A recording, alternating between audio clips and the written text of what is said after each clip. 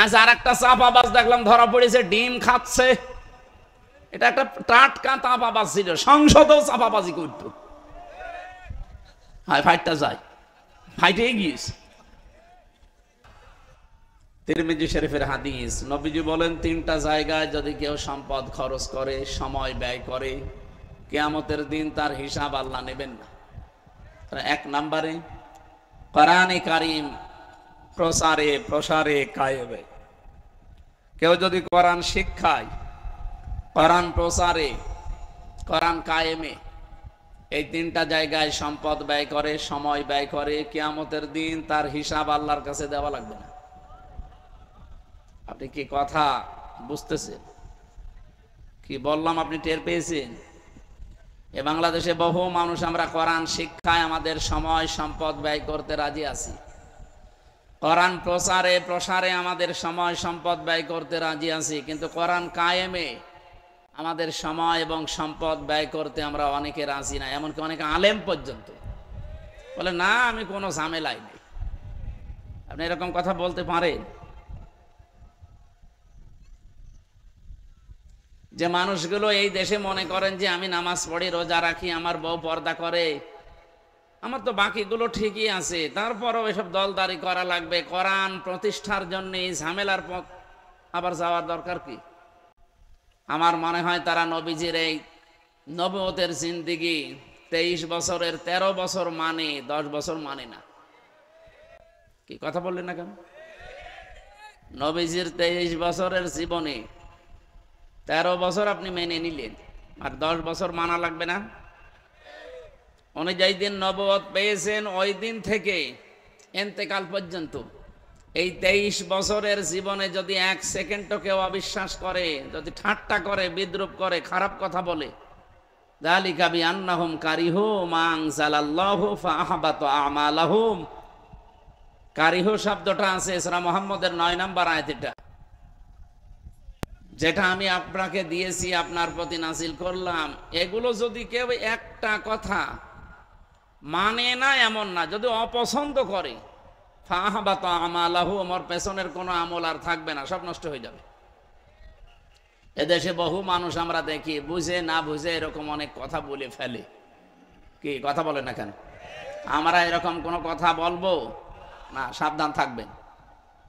এটা তো আর এই মুখের কথা যে থুক্কু এরকম জিনিস না, এই জন্য সাবধান হওয়া লাগবে। আল্লাহর কোন বিধান যেগুলো এই 23 বছরে নাজিল হয়েছিল, আপনি বলেন উনি এর আগেও 23 বছর চেষ্টা চালিয়েছিলেন, 17 থেকে 40 কত হয় বলেন বলেন? 23। উনি 17 বছর থেকে হিলফুল ফজল গঠন করার মাধ্যমে 40 বছর একাধারে এই 17-23 বছর চেষ্টা চালালেন। শান্তি তো কাঙ্ক্ষিত মানের আনতে পারেননি, কিছুই হয়নি। কিছু উপকার হয়েছিল মানব জীবনে, কিন্তু এই মানুষটা যখন 40 বছরে কোরআন পেলেন, এটা হাতে নিয়ে শুধু পড়ার ভেতরে সীমাবদ্ধ রাখেননি, শুধু প্রচারের ভেতরে সীমাবদ্ধ রাখেননি। তিনি যখন বললেন যে এটা আমি কায়েম করে দেখাতে চাই, এমনকি দেখিয়েও তিনি 10 বছর এটা দিয়ে রাষ্ট্র চালিয়েছেন। সর্বশেষ তিনি বলতে পেরেছিলেন খায়রুল কুরুনি করনি, আমার যুগ শ্রেষ্ঠ যুগ। এ কথা এমনি বলা যায়নি, 10 বছর এটা দিয়ে চালানো লেগেছে, তারপরে তিনি বলতে পেরেছিলেন খায়রুল কুরুনি করনি, যেটা প্রত্যেক জমার দিন দ্বিতীয় খুতবা ইমাম সাহেবরা আমাদেরকে আরবিতে শোনায়। আমরা হয়তো আরবি ওইভাবে বুঝি না, এই জন্য কোনোদিন চিন্তা ভাবনা করি নাই। এইটাই বলে আরবিতে যে আমার যুগ শ্রেষ্ঠ যুগ, যেটার মাধ্যমে হয়েছিল ওইটার শিক্ষায় আপনি ব্যস্ত, ওইটার প্রচার প্রসারে ব্যস্ত, কিন্তু ওটা যে কায়েম করা লাগবে ওটার কথা শুনলে আপনার মাথায় আগুন ধরে যায়, উল্টাপাল্টা ভাবনা ভাবেন, চিন্তা ভাবনা নিয়ে আসেন, আপনার পেছনের আমল আছে। এই জন্য সাবধান করলাম এরকম কোনো কাজে যেন কেউ অন্তত জড়িত না হয়। আমি বহু আলেমকে বলতে শুনেছি এই 15.5 বছরে যে আমি নামাজ পড়ি, রোজা রাখি, আমার বউ পর্দায় থাকে, আমার ব্যবসা হালাল, আমি হজ করে এসেছি, ওই দলমল ঝামেলায় আমি নেই, আমি ভালো। আপনি ভালো আমিও জানি, আমি কি নবীর চাইতে ভালো? কথা বললেন না? নবীজি তো রাষ্ট্রপ্রধান ছিলেন 10 বছর একাধারে, উনি যদি রাজনীতি না করবেন তো রাষ্ট্রপ্রধান হইলেন কি করে? আমাদের এখন যেটা আছে এটাও তো রাজনীতি করা লোক না, তারপরেও রাষ্ট্রপ্রধান হয়ে আছে। কি কথা বলেন না কেন? উনি অ্যাক্টিভ, সারা জীবন রাজনীতি ওইভাবে করেছেন না। যেহেতু যে দলের সাপোর্টে তিনি ছিলেন ওই দলটাই যেহেতু নিষিদ্ধ হয়ে গেছে, আমরা চাই এই নিষিদ্ধ দলের মানুষকে এদেশে আর রাষ্ট্রপতি রাখা, এইটাও একটা নিষিদ্ধ কাজ। আপনি কি কথা বোঝেন? আমরা চাই যে নিষিদ্ধ দলের সাপোর্টে যারা ছিল এই মানুষগুলো যদি এখন রাষ্ট্রের কোনো জায়গায় থাকে, তারাও তো নিষিদ্ধ হয়ে গেছে, তাদের দল যেহেতু নিষিদ্ধ, তারা নিষিদ্ধ না? আপনি কোন আইনের ভিত্তিতে, কোন সংবিধানের দোয়াই দিয়ে তাহলে থাকবেন আপনি রাষ্ট্রপতি বলেন? এই জন্য দেশের সবার পক্ষ থেকে আমি মনে হয় আহ্বান জানাতে পারি যে আপনি তাড়াতাড়ি বিদায় নিন। আপনার মতো চুপ করে বসে থাকা মানুষ আর দরকার নেই। এত বড় অবৈধ কাজ 15.5 বছরে দেখার পরও যখন আপনি চুপ করেছিলেন, কারণ নামই তো আপনার চুপ, আপনি চুপ করেই থাকেন। আপনি চুপ করে থাকার কারণেই তো আমরা জাহান্নামে যাচ্ছিলাম। এই জন্য ওনারে বাদ দিয়ে আমার একটা মনে হয় এই বাংলাদেশে এখন অন্তত কিছুদিনের জন্য ডক্টর মোহাম্মদ ইউনূস ওনাকে রাষ্ট্রপতি, আর সাংবাদিক মাহমুদুর রহমানকে কিছুদিনের জন্য রাষ্ট্রপ্রধান, প্রধানমন্ত্রী, এই কিছুদিন এগুলো বানিয়ে রাখেন। আর বাকি যেগুলো উপদেষ্টা আছে ও ছাতার কোনো কাজ নেই, কাম নেই, আন্দাজে খালি সরকারি গাড়ি চড়ে বেড়ায়। বলেন তো এদেশে মেম্বার, চেয়ারম্যান, মেয়র, এমপি ছাড়া যদি দেশ চলতে পারে, যে উপদেষ্টা কি দরকার? ও শুধু ডক্টর মোহাম্মদ ইউনূসকে দায়িত্ব দিয়ে দেন, আর সাংবাদিক মাহমুদুর রহমানকে কিছুদিন দেন, দেখেন একেবারে দেশ টাইট হয়ে যাবে। আজকেই লিখেছে পত্রিকায়, আপনারা দেখেছেন, বাংলাদেশে আওয়ামী লীগ নিষিদ্ধ হওয়ার কারণে সবচাইতে বেশি উদ্বেগ প্রকাশ করেছে ভারত। আরে ভাই, আপনার অসুবিধা কি? আপনার কি সেই নেশা এখনো কাটে নাই? এতদিন যে নেশায় ছিলেন, ও নেশায় কি এখনো আছেন? ওই যে একটা মলম সাংবাদিক কি যেন হকার ময়ূখ, ও মাঝে মাঝে লাফিয়ে লাফিয়ে বলতো না যে আমরা এই যে চট্টগ্রামের এই 3 জেলা আমরা প্রায় নিয়ে নেব, কারণ ফেনী থেকে চট্টগ্রামের মাঝে একটা চিকন রাস্তা, তো এটা ব্লক করে দিয়ে ওইটা আমরা নিয়ে নেব। আরে ভাই, আপনি কি যৌতুক নেবে? আর মেয়ে তো পালিয়ে গেছে, ও মেয়ের বিয়েই তো মানি না। পালানো মেয়ের আবার যৌতুক কিসের? পালানো মেয়ের যৌতুক হয়? মেনে নেব তারপরে তো। আর আমরা তো মানবো না, কারণ যার সাথে গেছে ওর সাথে তো বিয়ে দেওয়া জায়েজ নেই যতদিন মুসলমানই দেওয়া না হবে। আর দাদার এখন যে বয়স, এমনি পাকিস্তানের সাথে নাকানি জোবানি খেয়ে ওর সব কিছু গুটিয়ে গেছে। এখন এই বয়সে যদি আপনি মুসলমানই দিতে চান, এই বুড়ো হাসাম পাবেন কোথা?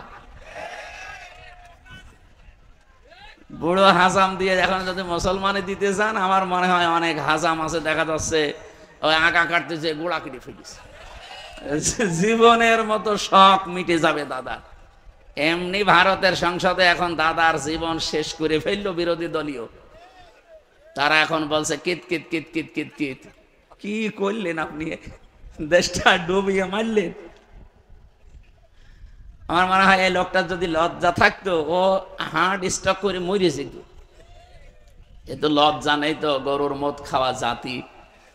হিন্দু ভাইদেরকে আমরা সম্মান করি, কিন্তু উগ্রপন্থী যারা, তাদেরকে ঘৃণা করি আমি। হিন্দু যারা আছেন তাদেরকে ওয়েলকাম জানাচ্ছি, স্বাগতম জানাচ্ছি, কোরআনের অনুষ্ঠানে আপনারা আসেন, কারণ এই কোরআন শরীফ আপনাদের ধর্মের মতো শুধু ঠাকুর আর পুরোহিত পড়বে তা না, এটা হাদা বায়ানুল লিন্নাস, মানুষ যারা তাদের জন্য। কিন্তু ওদেরকে আমরা মানুষ মনে করি না, যারা উগ্র, যারা সন্ত্রাসী। কতগুলো মুসলমানের বাড়ি ঘর আপনি ভেঙে দিলেন ধোয়া ধোয়া তুলে, এমনকি আল্লাহর ঘরে পর্যন্ত আপনারা হাত দিয়েছেন। এ পৃথিবীর ইতিহাস পাল্টিয়ে ফেলেছে এই উগ্রপন্থী এই হিন্দুরা। এই জন্য তামাম দুনিয়া তাদেরকে ঘৃণা করে। সৌদি আরবের কাছে কল দিয়েছিল মোদি যে যুদ্ধটা থামান, সৌদি বলছে না আমরা পারবো না। আমেরিকার কাছে গেছে, আমার মনে হয় আমেরিকা যদি বলতে পারবো না, ও এমনিতেই পাগল হয়েছে। তো যে হচ্ছে কি, 3 দিনে যেভাবে ক্ষতি হয়ে গেছে ওদের, এখন দাঁড়াতে 50 বছর লাগবে। তলে তলে অনেক কিছু ওরা হারিয়ে ফেলেছে অলরেডি। এদেরকে মুরগির বাচ্চার মতো যখন একেবারে সর্বশান্ত করে একটার পর একটা লাশ সাজিয়ে রেখেছে, পৃথিবীতে সবচাইতে বেশি ভয় যারা উগ্র হিন্দু মুশরিক, যারা যারা শিরিকে ব্যস্ত, এই মানুষগুলো সবচাইতে বেশি মৃত্যুকে ভয় করে। এটা আমি বানালাম, আমি নিজে দেখেছি, এবং কোরআনেরও এই কথা, ওয়ালা তাজিদান্নাহুম আহরাসান নাসি আলা হায়াতি ওয়া মিনাল্লাযিনা আশরাকু। হে নবী, লামে তাকিদ নুনে সাকিলা দিয়েছি, অবশ্যই আপনি দেখতে পাবেন এই পৃথিবীতে যারা মুশরিক, জীবনের প্রতি সবচাইতে বেশি আশঙ্কা এবং আসক্তি তাদের বেশি। আমাকে যখন এই 17, 18, 19, 20 সালে এলাকায় ঢুকতে দিত না, অধিকাংশ সময় আমি ভারতে থাকতাম। কলকাতা, আসাম, মিজোরাম, ত্রিপুরা দিয়ে বহু জায়গা আমি ঘুরেছি, ওদের সাথে মেশার সুযোগ আমি পেয়েছি। আমি দেখেছি সবচাইতে বেশি ভয় করে তারা মরণকে। যদি কোনো মুশরিককে আপনি একটু ভয় দেখাতে পারেন, এই মেরে ফেলবো, কিন্তু ও আপনাকে বাপ না দুলা ভাই ডাকবে। এজন্য যখন একটা একটা করে মরে যাচ্ছিল, তখন কিন্তু ভয় পেয়ে গেছে যে হচ্ছে কি। আর পাকিস্তানের যে সৈন্যগুলো এসেছিল, এরা মরণের ভয় না, লিখিত সই দিয়ে এসেছিল যে আমরা বনিয়ানুম মারসুস, সীসা গলা প্রাচীরের মতো ঐক্যবদ্ধ হয়ে সই করে সিগনেচার দিয়ে তারপরে তারা আল্লাহর নামে বিদায় নিয়েছে যে আমি মরবো না হয় মারবো। কোরআনে কারিমে আল্লাহ এই আয়াতই দিয়েছেন এইভাবে, ইউকাতিলুনা ফি সাবিলিল্লাহি ফায়াকতুলুনা ওয়া ইউকতালুন। তারা লড়াই করে, সংগ্রাম করে আমার আল্লাহর রাস্তায়, হয় মারে নাই মরে। আগে মরে তারপরে মারে, কথা আল্লাহ দেননি, আগে মারে এরপরে মরে। আপনি যদি না মারতে পারেন মরবেন কিভাবে? এই জন্য মারা লাগবে আগে, এরপরে মরার কথা।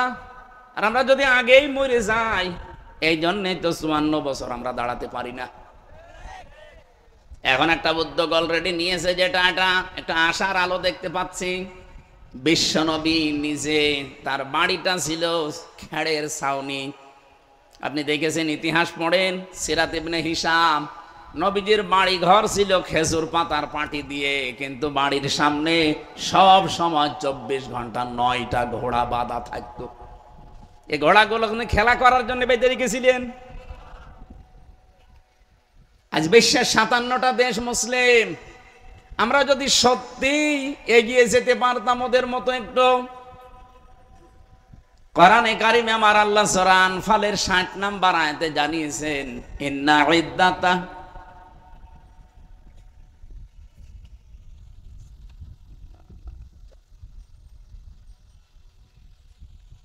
আনফাল না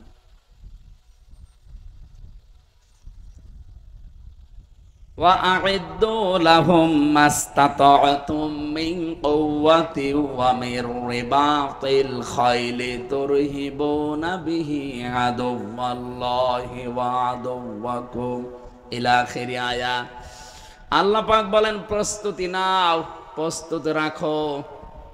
ঘোড়ার কথা এখানে আছে।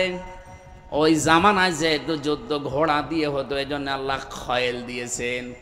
তাফসিরে খয়েলের ব্যাখ্যা শুধু ঘোড়া, এখন আপনি আধুনিক তাফসিরে পাবেন না। ঘোড়া মানে এখন, খয়েল মানে এখন অ্যাটম বোম, খয়েল মানে এখন কম্পিউটার, খয়েল মানে এখন এই যে আধুনিক যে সমস্ত অস্ত্র শস্ত্র বের হচ্ছে এইগুলো।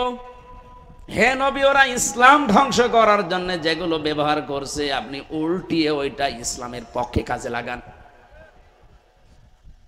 পাকিস্তান যতটুকু শক্তি উপার্জন করেছে, ইরান যতটুকু করেছে, তুরস্ক যতটুকু করেছে, বিশ্বের 57টা মুসলমান দেশ যদি এইভাবে এগিয়ে যেত, এই 54 বছরে আমাদের প্রতিবেশী নামে কলঙ্ক এরা আমাদেরকে দাবিয়ে রাখতে পারতো না। এজন্য আমাদের উচিত 18 কোটি মানুষ আমার মনে হয় এখন দরকার হয় 3 বেলার জায়গায় 2 বেলা খাওয়া দরকার। 1 বেলার টাকা বাঁচান, রাষ্ট্রে জমা দিয়ে অন্তত রাষ্ট্রকে একটু স্বনির্ভর, একটু শক্তিশালী করে তুলেন। 500টা যদি আমরা ওরকম নামি দামি রাফায়েলের মতো জিনিসপত্র কিনে রাখতে পারি, ওদিকে আমাদের 53-54 বছরে যাদের সাথে আন্দাজে শত্রুতা করে আসি, তাদের দোষ ছিল, সেগুলো 71 সালে মিটে গেছে। এই মানুষগুলো এবং এখানে এরা আর আশপাশে মুসলিম দেশগুলো সত্যি যদি একটু অ্যাক্টিভ হয়ে থাকে, আমি মালয়েশিয়া দেখলাম 2004 সাল থেকে তারা দাঁড়িয়ে গেছে। সিঙ্গাপুরে যারা আছে, একটা জোলা এলাকা, মাছ ধরে খায়, চারিদিকে সাগর, অথচ দেশটা দাঁড়িয়ে গেছে। আমরা 54 বছরে দাঁড়াতে পারি না, ওরা মাত্র 2004 সাল থেকে 25-21 বছরে দাঁড়িয়ে গেল। আজ বিশ্বের ভেতরে 10টা দেশ যদি কেউ গণনা করে, সিঙ্গাপুরকে 10 নম্বরে রাখা লাগবে। উন্নত বিশ্বের সাথে তাল মিলিয়ে মালয়েশিয়া দাঁড়িয়ে যায়, থাইল্যান্ড দাঁড়িয়ে যায়, আমরা কোথায় আছি? আমি যে কথা আপনাদেরকে বোঝাতে চাই এখান থেকে, এ বাংলার মুসলমানেরা, আল্লাহ পাক আমাদেরকে কোরআনে কারীম যেহেতু শুধু প্রচারের জন্যে, শুধু পড়ার জন্য দেয়নি, এটা দাঁড় করানোর জন্যও দিয়েছেন, কায়েম করানোর জন্যে, বিজয় করার জন্যে। নবীজি আয়াতের পক্ষে একটা হাদিস বলছিলেন, মান করাল কোরআনা, যে ব্যক্তি কোরআন শরীফ পড়ে। এটা আমি 3টা শব্দ নিয়ে কিন্তু আরম্ভ করেছি, শুধু কোরআন পড়লে না, পড়ার পরে আপনাকে এটা প্রচারে এগিয়ে আসা লাগবে। প্রচার মানে প্রসার করবেন, প্রচার করবেন, শিক্ষা দেবেন। শুধু নিজে পড়বেন তা না, পড়ার পরে এটা যখন প্রচারে লাগবেন, ইয়া আইয়ুহার রাসূল বাল্লিগ মা উনজিলা ইলাইকা মির রাব্বিক, হে রাসূল আপনি প্রচার করেন, তাবলীগ করেন, প্রসার করেন, ছড়িয়ে দেন, ঘোষণা দেন, জানিয়ে দেন। কি জানাবেন? মা উনজিলা ইলাইকা মির রাব্বিক, যেটা আপনার রব আপনার প্রতি নাজিল করেছে, তার নাম কি? বলেন। সুতরাং কোরআনের প্রথম হচ্ছে ইকরা বিইসমি রাব্বিকাল্লাযী খালাক, পড়ো আগে, পড়ার পরেই দ্বিতীয় এটা প্রচার করো। 3 নম্বরে কোরআন শুধু প্রচার করলেই হয় না, নবী যে জন্য পড়ার পরের শব্দ দিয়েছেন, মান করাল কোরআনা ফাস্তাযহারাহু, এখানে মাঝখানে ফা আছে, এর পরের শব্দ হচ্ছে এজহার। এখানে আমার মনে হয় অনেক মানুষ কথা বলবে, এজহার মানে স্পষ্ট করা, এজহার মানে প্রকাশ করা না। এজহারের আধুনিক অর্থগুলো আপনি দেখবেন তাফসিরে, এবং এই যে আধুনিক যারা ডিকশনারি লেখে, আরবিতে আধুনিক ডিকশনারিগুলো আমি বাইরের দেশগুলো থেকে এখন গিয়েছি, আমাদের এই দেশের সাথে আমি মিল পাইনি। কয়েকদিন আগে মালয়েশিয়া, কয়েকদিন আগে সৌদি আরব, এই সমস্ত দেশগুলোতে যে লাইব্রেরি, এমনকি বাহরাইনে, এই দেশগুলোর লাইব্রেরিতে ঢুকে আমি এই শব্দটার ব্যাখ্যা খুঁজছিলাম, দেখি আধুনিক কিছু পাওয়া যায় কিনা। তারা দিয়েছে এজহার মানে শুধু বিজয়, এজহার মানে শুধুমাত্র প্রচার করা না, প্রকাশ করা না, স্পষ্ট করা না, এজহার মানে বিজয় করা। এজহার মানে আল্লাহর নবী এখানে জানাতে চেয়েছেন, যারা কোরআন পড়ে, কোরআন বোঝে, কোরআন প্রচার করে এবং কোরআনকে এজহার করার চেষ্টা করে, ফাহাল্লা হালালাহু ওয়া হারামা হারামাহু, এর ভেতরে হালালকে হালাল জেনে আঁকড়িয়ে ধরে আর হারামকে হারাম জেনে ছেড়ে দেয়। শব্দের দিকে খেয়াল করেছেন একটু? আমি আলেমদেরকে বলছি, 2 জায়গায় আপনি ফা পেলেন। এখানে কোন শব্দ আল্লাহ যেমন খেলা করার জন্য দেয়নি, নবীজি কোন শব্দ অনর্থক বলেননি। মান করাল কোরআন দেওয়ার পরে ফাস্তাযহারাহু না দিয়ে এজহার শব্দ দিয়ে আল্লাহর নবী কথা বলতে পারতেন। এত শব্দগুলো বৃদ্ধি করলেন কেন? ফাস্তাযহারাহু, এখানে তা আছে বেশি, ফা আছে বেশি। বাব অনুযায়ী আমরা জানি আর বিগেরা মারে, যে শব্দের সংখ্যা মানে অক্ষর যত বেশি বেড়ে যায় তার গুরুত্ব তত বেশি বেড়ে যায়। এখানে আল্লাহর নবী শব্দগুলো বাড়িয়েছেন। ফাস্তাযহারাহু, ফা শব্দের 19টা অর্থে ব্যবহার হয়, আমরা পেয়েছি বালাগাত মান থেকে। যারা বালাগাত মানতেক পড়ায়, পড়ে, বসে, বোঝায়, দেখবেন ফা 19টার ভেতরে 13 নাম্বার কায়দায় লেখা আছে। বালাগাত মানতেকের 22 নাম্বার পৃষ্ঠা, চ্যাপ্টার 22 নাম্বার পৃষ্ঠায় দেখেন 13 নাম্বার কায়দা। আমি যা পড়ি কোট করে রাখি। 13 নাম্বার কায়দায় লিখেছে, এই পৃথিবীর ময়দানে যে শব্দ আপনি বলতে চান আগে পরে, আগেরটা বলার পরে যদি মাঝখানে ফা জুড়ে দেন, তাহলে আগেরটা যেটা বললেন ওর ব্যাখ্যা ফা দিয়ে যদি জানাতে চান, মাস্ট বি, ওটা ঘটবেই। মান করাল, কোরআন দেওয়ার পরে নবীজি থেমে যেতে পারতেন। যে ব্যক্তি কোরআন পড়ে, হ্যাঁ কোরআন পড়লেই তো সওয়াব হয়, এক একটা অক্ষরে 10টা নেকি, নবীজি ফজিলের কথা বলতে পারতেন। কেন নবীজি কথা বাদ দিয়ে হঠাৎ আলোচনার ধরনই পাল্টিয়ে ফেললেন? যে ব্যক্তি কোরআন পড়ে, পড়ার পরেই তিনি বললেন ফাস্তা সাহারাহু, এবং একে এজহার করার চেষ্টা করে। আমি এজহারের ব্যাখ্যা যেটা বললাম এটা আধুনিক ব্যাখ্যা। আগের যারা হাদিসের ব্যাখ্যা লিখেছে তাদের হয়তো আপনি দেখবেন এজহার মানে তারা কোরআনে কারিমকে এখানে স্পষ্ট করা অথবা কোরআনে কারিমকে কায়েম করা এরকম কিছু লিখেছে। আধুনিক ব্যাখ্যা যারা দেয় তারা লিখেছে ফাস্তা সাহারাহু মানে কোরআনকে বিজয় করা। কারণ কোরআন বিজয় যদি না হয়, পরের 2টা শব্দ আপনি দুনিয়ায় কার্যকর অবস্থায় দেখতে পাবেন না। আমি কি বলছিলাম, আগের শব্দকে বোঝানোর জন্য পরে যেটা আল্লাহর নবী বা আল্লাহ জানাবেন, ওখানে মাঝখানে ফা দিয়ে জানাতে চান যে পরের এই শব্দগুলো যদি কেউ মানতে চায় আগের অবস্থার সাথে মিল করা লাগবে।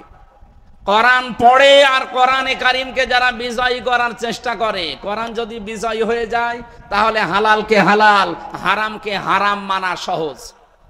আর কোরআন যদি বিজয় না থাকে, হালালকে হালাল জেনেও আপনি মানতে পারবেন না, হারামকে হারাম জেনেও আপনি ছেড়ে দিতে পারবেন না। এমন জায়গা বাংলাদেশে ছিল না? এই কথা নাম ধরা লাগবে। কোরআন যেহেতু 54 বছর আমরা বিজয়ী শক্তি হিসাবে দেখতে পাইনি, এজন্য আমরা চেষ্টা করলেও হালালকে হালাল জানার পরেও আঁকড়িয়ে ধরতে পারি নাই। এমন জায়গা ছিল না? এই কথা বলেন না কেন ভাই? এমনকি হারামকে আমি দেখছি হারাম, জানছি হারাম, ছেড়ে দেওয়া সম্ভব হয়নি, এমন জায়গাও ছিল। এই জন্যই কোরআন এজহার করা লাগবে। নবীজি বলেন আদখালাহুল্লাহুল জান্নাহ, আল্লাহ যেন তাকে জান্নাতে দেবে না দিয়েছে। এটা মাসির সিগা। আদখালা ইদখিলু, নবীজি যদি মোজারে দিতেন তাহলে বর্তমান, ভবিষ্যৎ, প্রেজেন্ট, ফিউচার শব্দ নিয়ে আসতে পারতাম। আদখালা দিয়ে নবীজি জানিয়েছেন আদখালাহুল্লাহুল জান্নাহ, আল্লাহ যেন তাকে জান্নাতে দিয়েই দিয়েছে। আমার প্রশ্ন হচ্ছে, মানুষ কি এখন আমরা মারা গেছি? বলেন বলেন, আমি জান্নাতে যাব কি করে? আমি তো মরবো আগে, এরপরে তো জান্নাতের প্রশ্ন। নবীজি যে আদখালা দিয়ে দিলেন। হাদিসের ব্যাখ্যা করতে গিয়ে যারা আধুনিক ব্যাখ্যাকার মুহাদ্দিসিন ইকরাম লিখেছেন, সত্যি যদি কোরআনে কারীম এজহার হয়ে যায় কোনো এলাকায়, কার মানে প্রতিষ্ঠিত হয়ে যায়, বিজয়ী শক্তি হিসাবে থাকে, আর ওই দেশের মানুষ যদি হালালকে হালাল জেনে আঁকড়িয়ে ধরতে পারে, হারামকে হারাম জেনে যদি সত্যি ছেড়ে দিতে পারে, তাহলে আদখালাহুল্লাহুল জান্নাহ, আল্লাহ তোমাকে জান্নাতে দিয়ে দিয়েছে। তার মানে তুমি এমন একটা দেশ, এমন একটা সমাজ, এমন একটা পরিবার, এমন একটা এলাকায় বসবাস করবা, তুমি মনে করবা আমি জান্নাতে আছি। আমরা ওই রকম একটা দেশ চাই না। কথা বলেন, কথা বলেন। এর পরের হাদিসের এর পরের শব্দগুলো নিয়ে আলেমদের ভেতরে মতভেদ আছে, এজন্য আমি পরের শব্দগুলো বলি না সচরাচর। আশাফাহু ফি আশারাতিন মিন আহলি বাইতিহি, এ পর্যন্ত ঠিক আছে, যে সুপারিশ করে এসে আহল পরিবারের 10 জন মানুষকে আল্লাহর জান্নাতে নেবে। কাদের?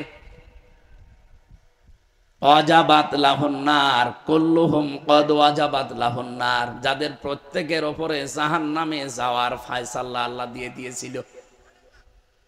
আপনি কত বড় কথা চিন্তা করলেন যে জাহান্নামে আপনি যাবেন। এরকম মানুষকেও যারা কোরআনে কারীম পড়ে, কোরআন যারা বোঝে, কোরআন যারা প্রচার করে, কোরআন যারা এজহার করার জন্য, বিজয় করার জন্য সমাজে চেষ্টা চালায়, এই মানুষগুলো যখন হালালকে হালাম জেনে মারবে, হারামকে হারাম জেনে ছেড়ে দেওয়ার পরিবেশ পেয়ে যাবে, অত জান্নাতে যাবেই। এমনকি 10 জন মানুষকে এসে জান্নাতে নিয়ে যাওয়ার উপযুক্ত হয়ে যাবে। বলেন সুবহানাল্লাহ। আজকে মুসাফির অবস্থায় দোয়া করছি, দোয়া চাচ্ছি সারাটা জীবন যেন আমাদের কোরআন প্রচারে, কোরআন প্রসারে, কোরআন কায়েমে, কোরআন বিজয়ী করা হিসাবে আমাদেরকে আল্লাহ সময় আর সম্পদ ব্যয় করার তৌফিক দেন। বলেন আমিন। কয়টা জায়গায় সম্পদ খরচ করলে হিসাব দেওয়া লাগবে না, তার ভেতরে 1 নাম্বার এটা। সুতরাং যে সমস্ত আলেমরা এখনো মুখ বন্ধ করে আছেন যে না ওসব ঝামেলা মার্কা আমরা নেই, আমরা শুধু পড়বো, বসবো আর প্রচার করব, আজকে মাওলানা ফরিদউদ্দিন মাসুদের মূল্য নেই। মানুষ তার নাম শুনলেই কি আলিয়া, কি কওমি, কি এই দেশের মানুষ ঘৃণা করে কেন? লোকটা কোরআন পড়েছিল, কোরআন বুঝেছিল, কোরআন নিজে শিখিয়েছে, যতটুকু পারে তার আয়ত্তের ভেতরে করেছিল। কিন্তু 4 নাম্বারটা আমি তার ভেতরে পাইনি। কোরআন প্রতিষ্ঠা করা লাগবে, কোরআন বিজয় করা লাগবে, কোনো ভূমিকা তার ছিল না। এমনকি যারা একটু ভূমিকা পালন করে তাদের তারা ফাঁসি চেয়েছে। কথা বলেন না কেন? এবার আমি একটা হায়াত বলছি কোরআনে কারিমের সূরা আরাফ 8 নাম্বার পারা 20 নাম্বার পৃষ্ঠার 3 নাম্বার লাইনের 83 নাম্বার আয়াত। যে কোনো তাফসির আপনি দেখতে পারেন, এইটাই পাবেন। যে মানুষগুলো দুনিয়াতে বলে আমি কি নামাজ পড়ি না, ওই যে শামীম ওসমানের মতো আমি 72 রাকাত তাহাজ্জুদ পড়ি, এটা একটা টাটকা মিথ্যা কথা না? তাহাজ্জুদের নামাজ সর্বোচ্চ 8 থেকে 12 রাকাত, আপনি 72 রাকাত পড়েন কি করে? আর ওনার যা বয়স আপনি বলেন তো। আমার এই 33 বছর বয়স এখন, আমি তাই 4 রাকাত থেকে 6 রাকাত নামাজ পড়তে গেলে আমার পা ব্যথা করে। আর কত বড় ডাহা মিথ্যা কথা আল্লাহর ওলি যে 72 রাকাত নাকি তাহাজ্জুদের নামাজ পড়তো। ও কি ইসলাম কি বানায় তো? তার মানে নামাজই পড়ে নাই, এক কথা বলছেন এখানে। খালি চাপার উপরে ছিল 15 বছর। আজ আর একটা চাপাবাজ দেখলাম ধরা পড়েছে, ডিম খাচ্ছে। এটা একটা টাটকা চাপাবাজ ছিল, সংসদেও চাপাবাজি করত। হায় ফাইটটা যায়, ফাইটে গিয়েছে। খুলনাবাসী শুধু শোনা না, এখান থেকে এবার জীবনটা মিলাবেন। আসরের নামাজের সময় 2 জন ফেরেশতাকে আমার আল্লাহ পাঠিয়ে দিলেন হযরতে লূত নবী আলাইহিস সালামের কাছে। ভালো করে শুনবেন। 2 জন ফেরেশতা এসে ডাক দিয়ে বলে, আল্লাহর নবী লূত, আমরা এখানে আল্লাহর গজব নাজিল করব। আপনার আত্মীয় স্বজন যা আছে, উম্মত যা আছে, তাদেরকে নিয়ে আপনি চলে যান। মাগরিবের সময় এখানে গজব নাজিল হবে, কিন্তু সাবধান। ফানজাইনাহু ওয়া আহলাহু ইল্লা মারাতাহু কানাত মিনাল গাবিরিন। আপনি নিয়ে যান আপনার উম্মতদেরকে, আপনার আত্মীয় স্বজন যারা আছে, কিন্তু সাবধান আপনার স্ত্রীকে নেবেন না। প্রশ্ন আসতে পারে, লূত নবীর স্ত্রীর চরিত্র খারাপ ছিল? জবাব দিলেন না? না না, এই পৃথিবীতে কোন নবীর স্ত্রীর চরিত্র খারাপ ছিল না, কারণ কোন হারাম রক্তের ভেতরে আল্লাহ নবীদের রক্ত প্রবেশ করার নাই। পৃথিবীর প্রতিটি নবী ছিল নেতা, তারা শুধু এলাকার জন্য নেতা ছিলেন। আর আমাদের নবী মুহাম্মদ রাসূলুল্লাহকে আমার আল্লাহ বানিয়েছেন বিশ্ব নেতা। এই জন্য আল্লাহ ডাকও দিয়েছেন ইয়াসিন, হে নেতা। সুবহানাল্লাহ বলতে পারেন না? খুলনাবাসী, এখান থেকে আমি একটা শিক্ষা নিয়ে এসেছি তাফসিরের ভাষায়। নবীদেরকে আমার আল্লাহ যেহেতু নেতৃত্বের গুণাবলী দিয়েছিলেন, তারা নেতা ছিল। এই জন্য নেতা যে পেট থেকে আসবে, ওই পেটটা ভালো রাখা দরকার। এই জন্য কোনো হারাম রক্তের ভেতরে আল্লাহ নবীদের রক্ত প্রবেশ করার নাই। আর আমরা এমন এমন নেতা দেখি যাদের রক্তই ঠিক নেই। এ বাংলাদেশে পাবেন না আপনি? তাদের মা এক ধর্মের, বাবা এক ধর্মের। কি করে জন্ম দো আসলা? আরে ভাই, যে কোনো এক ধর্মের হন আপনি, বাবা এক ধর্মের, মা আর এক ধর্মের। জেলে থাকাকালীন আমাকে 3 বছর একাধারে 24 ঘন্টা এক ঘরের ভেতরে তালা লাগিয়ে রেখেছিল। সিসি ক্যামেরা দিয়ে আমার কাছে কেউ আসতো না ভয়ে। বিশেষ করে আমার আর মামুনুল হকের কাছে আসলে ওরা রিপোর্ট করতো উপরে যে এদের সাথে গোপনে ষড়যন্ত্র করছে কেউ। কারারক্ষীরা আসতো, তাও দূর থেকে সালাম দিত ইশারা দিয়ে, কারণ ক্যামেরায় আবার দেখা যায়। ওখান থেকে একদিন বললাম এক কারারক্ষীকে যে ভাই সব সময় বন্দি করে রাখেন, কথাও তো বলতে দেন নাই 3 বছর, কারোর সাথে কথাও বলতে দেয়নি। আপনি একটা বই নিয়ে আসেন, একটু পড়ি, সব সময় বসে থাকতে ভালো লাগে না, একটা কাজ দেন। জ্বালানা দিয়ে দরজা দিয়ে তো দেখা যায় কত মানুষ ওই যে কোপাকুপি করছে, জমিন কোপায়, বিভিন্ন রকমের জিনিস লাগায়। তাই আমার একটু কাজ দেন, অন্তত তোমার একটু ভালো লাগবে, না একটা বই নিয়ে এসে দেন। আল্লাহ ওই দিন দেখে বই নিয়ে এসেছে বঙ্গবন্ধুর আত্মজীবনী। ছাতা পড়ি করবো না, হুজুরের ভেতরে জিনিস আছে। এদের সময় যেহেতু কাটে না, সারাদিন সারা রাত ওইটাই একেই পড়তাম, পুরাটা কয়েকবার শেষ করলাম। বললাম ভাই আর একটা বই নিয়ে আসেন। বই নিয়ে এসেছে বঙ্গবন্ধুর ছেলেবেলা। ও শুধু ওই বঙ্গবন্ধু, আর কোনো বই নেই। পরের সপ্তাহে আর একটা বই দিয়েছে বঙ্গবন্ধুর চীন সফর। বললাম আপনার আর বই নিয়ে আসার দরকার। ওই যে পাশের সেল আছে, হিমেল বিল্ডিং এ থাকে এটিএম আজহারুল ইসলাম, ওনারা যে বলবেন হামজা বই চেয়েছে, দেখবেন বই কারে বলে দেবে। আল্লাহর বান্দা 2টা বই পাঠিয়েছিল, আল্লাহর ইশারা মনে হয় 2টাই তাফসীর, তাফহিমুল কোরআন আর ফি জিলালিল কোরআন। ওখান থেকে যেগুলো নোট করেছিলাম হালকা হালকা, ওইগুলো আজকে কিছু বলবো, থাকবেন না আপনারা? তো ওখানে যে পড়েছিলাম ওনার জীবনী, আত্মজীবনীর ভেতরে বঙ্গবন্ধুর ছেলেবেলা। আর একটা বই আমি বাইরে এসে কিছুদিন আগে পড়লাম, আমার ফাঁসি চাই। আমার মনে হয় এই বইটা বাংলাদেশে সবার একবার করে পড়া দরকার। কথা বলছেন না কেন? কত মিথ্যা যে আমরা জানি, আর সত্য কি কিছুটা হলো আমার ফাঁসি চাই। মতিয়ার রহমান রেন্টু সাহেবের লেখা, এটা পড়লে আপনি কিছুটা আঁচ করতে পারবেন। এখানে আমি পড়ে দেখেছি যাদেরকে আমরা বিশ্ব নেতা বলে চালাতে চাই, এই মানুষগুলোর বাবা এক ধর্মের, মা আর এক ধর্মের। অথচ কোন নবীর রক্তকে আল্লাহ কোন হারাম রক্তের ভেতরে প্রবেশ করার নাই। এই জন্য নবীর স্ত্রীর চরিত্র, লূত নবী ভালো ছিল, তার চরিত্র খারাপ না, সে চরিত্রহীনাও ছিল না, কিন্তু তলে তলে সে চরিত্রহীন মানুষদেরকে সাপোর্ট করত। আল্লাহ পাকে এই জন্য ইল্লাম রাতাহ দিয়েছেন যে তোমার স্ত্রীকে নেওয়া যাবে না। প্রশ্ন আসলো যে কেন? আমার স্ত্রী তো ভালো, সে চরিত্রহীনা না, সে চরিত্র খারাপও তার না, কিন্তু চরিত্রহীনদেরকে সাপোর্ট করার কারণে আল্লাহ তাকেও ধ্বংস করে দিলেন। খুলনাবাসী বিবেকের কাছে প্রশ্ন করেন, অনেকেই বলে হুজুর আমি ভালো তো, আমার ব্যবসা হালাল, আমার বউ পর্দায় থাকে, আমি 5 ওয়াক্তের জায়গায় তাহাজ্জুদ মিলে 6 ওয়াক্ত নামাজ পড়ি, আমি হজ করে এসেছি, এটা আমিও জানি। কিন্তু বহু মানুষ এরকম আছে, তারা তলে তলে চরিত্রহীন মানুষদেরকে সাপোর্ট করে। এ খুলনায় নেই? বলেন, যারা চরিত্রহীন মানুষদেরকে সাপোর্ট করেছিলেন, আপনাকেও লূত নবীর স্ত্রীর সাথে জাহান্নামে যাওয়া লাগবে। নাই তো ওই মহিলার দোষ কি ছিল?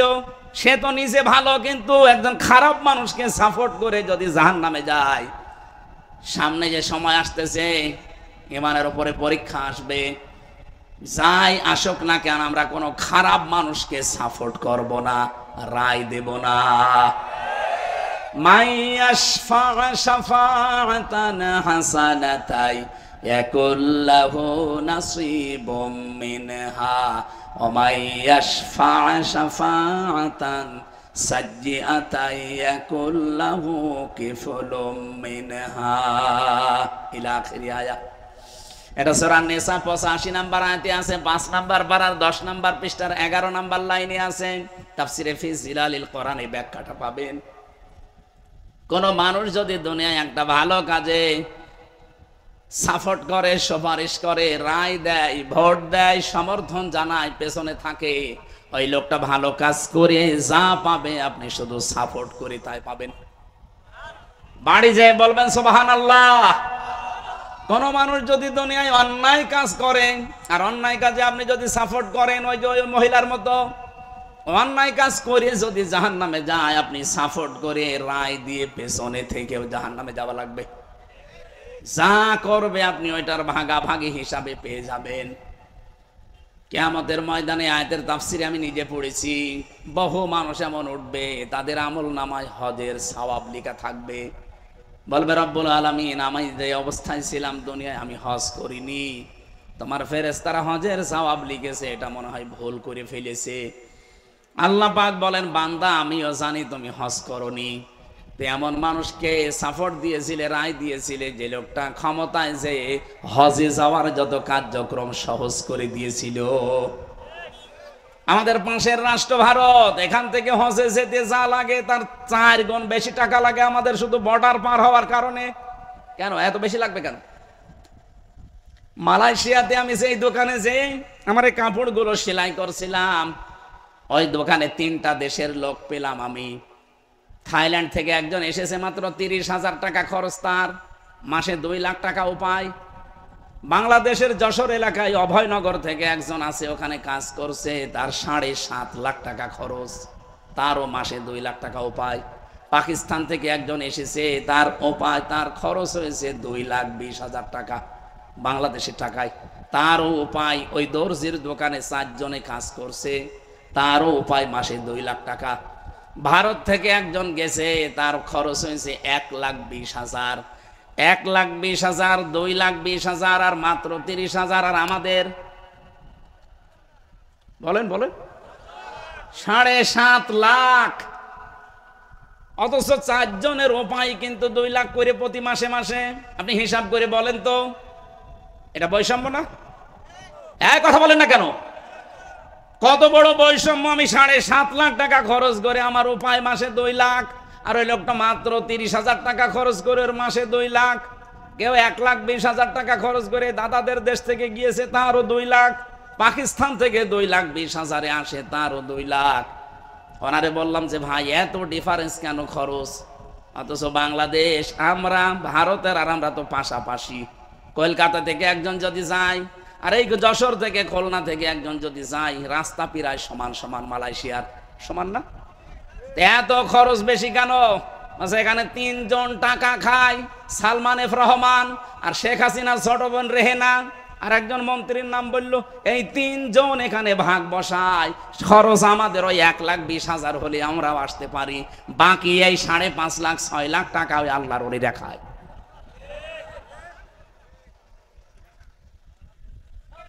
হাসিনার সাওয়াল বিদেশে পড়তে 450 কোটি টাকা খরচ করেছে। এই টাকাগুলোকে ওর বাবার টাকা। একটা ছেলে পড়াতে যদি 450 কোটি টাকা খরচ হয়, শুধু বান্ধবীদের পেছনে আল্লাহর রাস্তায় উড়িয়েছে টাকা। না, এইটা আর হতে দেওয়া যাবে না সামনে। এই জন্যই তো কালাম ভাই এই কথায় তুলে ধরেছিলেন, আরে ভাই আপনি এমন মানুষকে কেন সাপোর্ট করবেন যে লোকটা ক্ষমতায় যে 620টা বাড়ি বানাবে? জনগণের জন্য যদি এই লোকটা কাজ না করে, ঘাড়ে ধাক্কা দিয়ে বের করে দেবেন, কোনো অসুবিধা নেই। এমন মানুষ আমরা সামনে পাঠাতে চাই, আমার এই সুপারিশে, আমার এই রায়ে, আমার এই ভোটে ও যেন ভালো কাজ করে, হজের পক্ষে কাজ করবে, নামাজের পক্ষে কাজ করবে, জাকাতের পক্ষে কাজ করবে। ও জাকাত দিয়ে যে সওয়াব বাংলাদেশে মানুষ পাবে, আমি একটা রায় দিয়ে সমর্থন জানি ওই একই সওয়াব পাবো। আমি আবার বলছি ভাই, হযরতে লূত নবীর স্ত্রীর চরিত্র কিন্তু খারাপ না, তিনি চরিত্রহীন ছিলেন না। তার পুরা জীবনী আমি পড়ে দেখেছি তাফসিরে ফি জিলালিল কোরআনে। একটাই মাত্র কারণ, সে চরিত্রহীনদেরকে সাপোর্ট করত। আপনি নিজের সাথে এবার মিলান। আমি বহু মানুষকে বলতে শুনি যে তারা নিজেরা ভালো মনে করে যে আমি ভালো, আমি নামাজ পড়ি, রোজা রাখি, হজ করে এসেছি, আমি কিন্তু হালাল খাই, পর্দায় থাকি।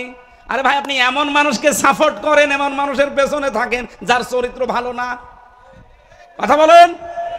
যে লোকটা চাঁদাবাজির সাথে জড়িত, যে লোকটা মদ খায়, রাত 9টার পরে যে লোকটার মাটিতে ঠিক মতো পা পড়ে না, রিকশা ছাড়া বাড়ি যেতে পারে না, এমন মানুষ বাংলাদেশে ছিল না? আমি আপনাকে বাঁচাতে চাই। ফাআনজাইনাহু ওয়া আহলাহু ইল্লা ইমরাতাহু কানাত মিনাল গাবিরিন। এই আয়াত কিন্তু কিয়ামতে আপনার বিপক্ষে যাবে। এজন্য আমরা সাবধান এখন থেকে। এমন মানুষকে সাপোর্ট করা যাবে না, পেছনে থাকা যাবে না যে এই লোকটার চরিত্র আসলে ভালো না। আপনি যাই মনে করেন না কেন, এটা যদি আপনার কাছে দুনিয়ার কথা মনে হয়, হ্যাঁ এটাই দুনিয়ার কথা। এটা যদি রাজনীতির কথা মনে হয়, এইটাই রাজনীতির কথা। এটা যদি ধর্মের কথা মনে হয়, এইটাই ধর্মের কথা। আপনি না বুঝলেও আমি যেহেতু বুঝেছি, কোরআন তাফসির পড়ে আমি বোঝালাম, আপনি এখন চেষ্টা করেন বোঝার। সূরা আরাফের 83 নাম্বার আয়াতটা আপনি নিজের জীবনে মিলাবেন। লূত নবীর মতো এত বড় দামি নবীর স্ত্রীকে আল্লাহ ক্ষমা করেন না, আর আপনাকে আল্লাহ মাফ করে দেবে। কিছু লোক উঠবে আমলনামায় যে লেখা থাকবে জেনার গুনাহ। লোকটা বলবে, আল্লাহ ফেরেশতারা ভুল করেছি, আমি তো জীবনও জেনা করিনি। আল্লাহ বলেন, আমি জানি জেনা তুমি করনি, আমি জানি, কিন্তু এমন মানুষকে রায় দিয়েছিলে, এমন মানুষের পেছনে স্লোগান দিতে থাকতে, যেই লোকটা ক্ষমতা পেয়েছেন আর লাইসেন্স দিয়েছিল, এ দেশে দেয়নি। কথা বলুন। আজ সুর তুলছে, সেনা যারা করছে পতিতালয়ে, তাদেরকে শ্রমিকের মর্যাদা দেওয়া লাগবে। আরে ভাই, শ্রমিকের মর্যাদা যদি তাদেরকে আপনি দিতে চান, কিছুদিন পরে ডাকাত বলবে যে আমাদেরকেও শ্রমিকের মর্যাদা দেন, কারণ আমরাও কাজ করে খাই। কি ডাকাতি করা শ্রমের কাজ না? কত বড় বিশাল গাছ 4-5 জন ধরে রাস্তায় ফেলে রাখে, গা ঘেমে যায়। আমি একবার ধরা পড়েছিলাম এই আশাশুনি থেকে যাওয়ার সময়, রাস্তায় দেখি রাত 1টার সময় বিশাল গাছ ফেলা। আমি কাজ খুলে দিলাম, মুখ বের করে দেখি ওর মুখ বাঁধা, হাতে বড় ছুরি। ওর দৃশ্য দেখে আমি ভয়ে টাকা আগে বলছি নেন।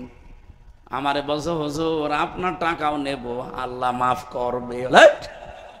তাড়াতাড়ি আল্লাহ মাফ করবে মানে এত বড় গাছ ফেলে বসে আসো, তাড়াতাড়ি টাকা নিয়ে আমার গাছটা তুলে গাড়িটা ছেড়ে দাও। না, আপনার টাকা নেব না। আমার ওইদিন টাকাও কম দিয়েছিল, এই জন্য টাকা ফেরত দিয়েছে। বলেন, আমি তাদের চেহারার দিকে তাকিয়ে দেখেছি তারা ক্লান্ত, কারণ সারা রাত তারা এভাবে জেগে আছে। এত পরিশ্রমের কাজ, এত কষ্টের কাজ, ওরা 2 দিন পরে যদি বলে আমাদেরকেও শ্রমিকের মর্যাদা দেওয়া লাগবে, আমরা ডাকাতি করে খাই, কি বলতে পারে না? কমিশনে বসে বসে এই সমস্ত রিপোর্টগুলো দিয়েছিল, সব রিপোর্টগুলো এখন বাতিল ঘোষণা সামনে আসতেছে, কারণ এগুলো একটাও জমা দেওয়ার মতোই না। আমার মাঝে মাঝে 318 পৃষ্ঠাটা পড়া আমি পড়ে দেখেছি। আমার মাঝে মাঝে এদের লেখাগুলো দেখলে মনে হয় এগুলো মেয়াদ উত্তীর্ণ গাঁজা খাওয়া মানুষ। মেয়াদালা গাঁজা খেলেও তো মানুষ এত উল্টাপাল্টা কথা লিখতে পারে না। বলছে দেহ আমার, সিদ্ধান্ত আমার। দেহ আপনার মানে? এ দেহ আপনার বাপ দিয়েছে। আপনার বাবা আমার তো দায়িত্ব ছিল শুধু বিছানায় থাকা, বাকি যা করার কে করেছে? বলেন বলেন। ফালিয়ানজুরিল ইনসানু মিম্মা খুলিকা মিম্মা দাফিকি ইয়াখরুজু মিন বাইনিস সুলবি ওয়াত তারাইব। রব্বুল আলামিন জানিয়েছেন, মানুষকে একটু গবেষণা করে না, নজর করে না, ভালো করে দেখে না। নাসারা মানে গবেষণা করে দেখা। একটু চিন্তা ভাবনা করে কি মানুষ দেখে না যে কি জিনিস দিয়ে আমি তারে বানালাম? বাবার স্ফলিঙ্গ দিয়ে দ্রুত গতিতে বের হয়ে যাওয়া ওই নাপাক পানি দিয়ে আমি আল্লাহ তাকে বানিয়েছি। এখানে আমার আল্লাহ একটা মজার শব্দ ব্যবহার করেছেন, সলবন আর তারাইব। তাফসিরে দেখেছি সলবন বলা হয় পুরুষের লজ্জা স্থানকে, এটা 1 বচন দিলেন আল্লাহ। আর তারাইব এটা মেয়েদের লজ্জা স্থান বলার সময় আল্লাহ বহু বচন দিয়েছেন। মুফাসসির লিখেছেন এই জন্য আমার আল্লাহ 1 বচন আর বহু বচন দিলেন, কারণ দুনিয়াতে সন্তান নিয়ে আসার জন্য বাবার চাইতে মায়ের কমপক্ষে 3 গুণ কষ্ট বেশি হয়। 10 মাস 10 দিন পেটে রাখার এই কষ্ট দুনিয়ার কোনো বাবা আজ পর্যন্ত টের পেয়েছে? বলেন বলেন। আরে টের পাবেও না কোনোদিন। 2 নম্বরে পৃথিবীতে নিয়ে আসার যে কষ্টটা ডেলিভারির, এটা আজ পর্যন্ত কোনো বাবা টের পায়নি, এটা টের পেয়েছে কে? মা। 3 নম্বরে 2 বছর পর্যন্ত কমপক্ষে তারে দুধ খাওয়ানো লাগে, যদিও দুধ খাওয়ানোর দায়িত্ব মায়ের না। দুধ খাওয়ার দায়িত্ব কার? আল্লাহ। আল্লাহ দুধ খাওয়াবে। কোথায় আছেন আপনি? এদিকে তাকান। এখানে আমি আলেমদেরকে এবার বলছি, কিভাবে কোরআন পড়েন আমি জানি না, এটা পরিচিত আয়াত, কিন্তু সূরা বাকারা 233 নম্বর আয়াতটা আমরা পড়ে দলিল দেই। ওয়ালাওয়ারদিনা আউলাদাহুন্না হাওলাইনি কামিলাইনি লিমান আরাদা আইয়ুতিম্মার রাদা। যেহেতু লিমান আরাদা আইয়ুতিম্মার রাদা এটা মুযাক্কার শব্দ, আমি আল্লাহ আদেশ দিয়েছি সন্তানকে 2 বছর দুধ খাওয়ানো লাগবে, এই দায়িত্বটা বাবার। মুযাক্কার দিয়েছেন, এটা পুরুষবাচক শব্দ, নারীবাচক শব্দ আল্লাহ দেননি। মুআন্নাস আল্লাহ না দিয়ে মুযাক্কার দিলেন। আল্লাহ পাক নারী শব্দ না দিয়ে পুরুষবাচক শব্দ দিয়েছেন এই জন্যে, কারণ দুধ খাওয়ানোর দায়িত্ব পৃথিবীতে কোনো মায়ের না, এ দায়িত্বটা আল্লাহ দিয়েছে বাবাকে। আপনি বলেন তো, আদম নবী থেকে শুরু করে আজকের এই দিন পর্যন্ত কোন বাবা আজ পর্যন্ত সন্তানকে দুধ পান করিয়েছে? বলেন বলেন। তাহলে আয়াতটা আপনি কিভাবে ব্যাখ্যা করবেন করেন তো? এত বাস্তবতার সাথে মিলছে না। আল্লাহ বলছেন আমি দায়িত্ব দিয়েছি দুধ খাওয়ানোর, এটা পুরুষের। লিমান আরাদা এটা মুযাক্কার শব্দ, লিমান আরাদা আইয়ুতিম্মার রাদা এটা মুআন্নাস না, মুযাক্কার। আপনি মিলাবেন কি করে? আপনি বলেন। বাবার দায়িত্ব, এটা মায়ের না। মা যদি দায়িত্ব পালন না করে দুধ খাওয়ানোর, মায়ের গুনাহ হবে না। কথা বুঝতেছেন? মাইকে বলা মনে হয় আমার ঠিক হচ্ছে না, কারণ আমার ম্যাডাম যদি এখন লাইভ দেখে, আমার ওই ছোট বাচ্চার বয়স এখন 7 মাস, ও বাড়ি গেলে যদি বলে হুজুর এদিকে আসেন, কি ওয়াজ করলেন? ওয়াজ আপনারা এবার খাওয়াবো, কারণ মেয়ের দুধ খাওয়ানোর দায়িত্ব বাবার, আমার না। আপনার মেয়ে আমি দুধ খাওয়িয়ে দেব, কিন্তু বছরে বছরে 10 লাখ টাকা দেওয়া লাগবে, না আপনার মেয়ে আপনি নিয়ে যান। আমি এটা মুসিবতে পড়ে যাব না? মাইকে বলবো না আর, থক্কু। সম্মানিতা মা বোনেরা, আসলেও দায়িত্বটা আপনার না, বাবারই দায়িত্ব। আপনারা যে দয়া করে পালন করে দেন, এই জন্য আপনাদেরকে ধন্যবাদ। নবীজিও জানিয়েছেন, কোন মা যখন সন্তানের মুখে প্রথম ফোঁটা দুধ দেয়, একটা মরা মানুষ জিন্দা করে দিলে যে সওয়াব হয়, ওই সওয়াব আল্লাহ মাকে দান করেন। আপনাদের যে তারা ঈদের বহু বছর বলছিলাম, এমনি এমনি আপনাদের মর্যাদা আল্লাহ বাড়িয়ে দেননি। ডেলিভারির কষ্টটা এক, দুধ খাওয়ানো এক, আর পেটে রাখা এক, এই 3টা কষ্টের কারণে দুনিয়ায় যত বাবা আছে, বাবাদের তুলনায় কম পক্ষে 3 গুণ মর্যাদা আপনাদের বেশি। বলেন সুবহানাল্লাহ। দুঃখজনক হলেও সত্য, বহু জায়গায় এখন আমরা দেখতে পাচ্ছি হাজারো পরিবারে এই মায়ের মর্যাদা 3 গুণ না, 1 গুণও সন্তান আমরা দিতে পারছি না। কথা বলছেন না কেন? মায়ের এই মর্যাদা 3 গুণ যেখানে দেওয়ার দরকার, বাবার চাইতে 1 গুণও দিতে পারছি না। আর এর পেছনে দায়ী অধিকাংশ পরিবারে তার বউগুলোর কারণে সন্তান মন থেকে চাইলেও পারে না। সেদিন আমি রাঙ্গামাটি গিয়েছিলাম জেলখানায় যাবার আগে। আসার সময় দেখি একটা বৃদ্ধাশ্রম। কমিটির লোককে বললাম আমার একটু নিয়ে চলো দেখি, কারণ বৃদ্ধাশ্রম দেখার আমার খুব শখ। ভেতরে যে দেখি কলেজের এক অধ্যাপক, বিসিএস ক্যাডার, উনি পা ধরে কাঁদতেছে মায়ের। ওর মা বলছে, বাবা আমি যখন মারা যাব, আমার মাথার উপরে যে ফ্যান আছে, এই ফ্যানটা পাল্টিয়ে নতুন ফ্যান লাগিয়ে দিবি, এই ফ্যানটা চলে না। ছেলেটা কৌতূহলে জিজ্ঞাসা করছে, মা তুমি তো মরিয়ে যাবে, তখন আবার ফ্যান কি হবে? মা বলছে, বাবা আজ 3 মাস আমি এখানে আছি, এই ফ্যানটা ভালো ঘোরে না।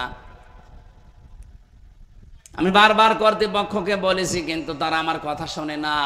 আমার মনে হয় তুই আমার সাথে যে আচরণ করলি, কিছুদিন পরে তোর সন্তান তোর এখানে রেখে যাবে। কিন্তু তোর তো ঘুম হবে না ফ্যান ছাড়া, ছোটবেলা থেকে তোকে আমি বাতাস দেওয়া ছাড়া ঘুম পাড়াতে পারি না, তোর কষ্ট হয়ে যাবে, জানে তোকে আগে থেকে সতর্ক করলাম, ফ্যানটা আগে পাল্টিয়ে দিস, তোরই উপকার হবে। হঠাৎ দেখি ওর মা ওর হাতের ওপরেই মরে গেল।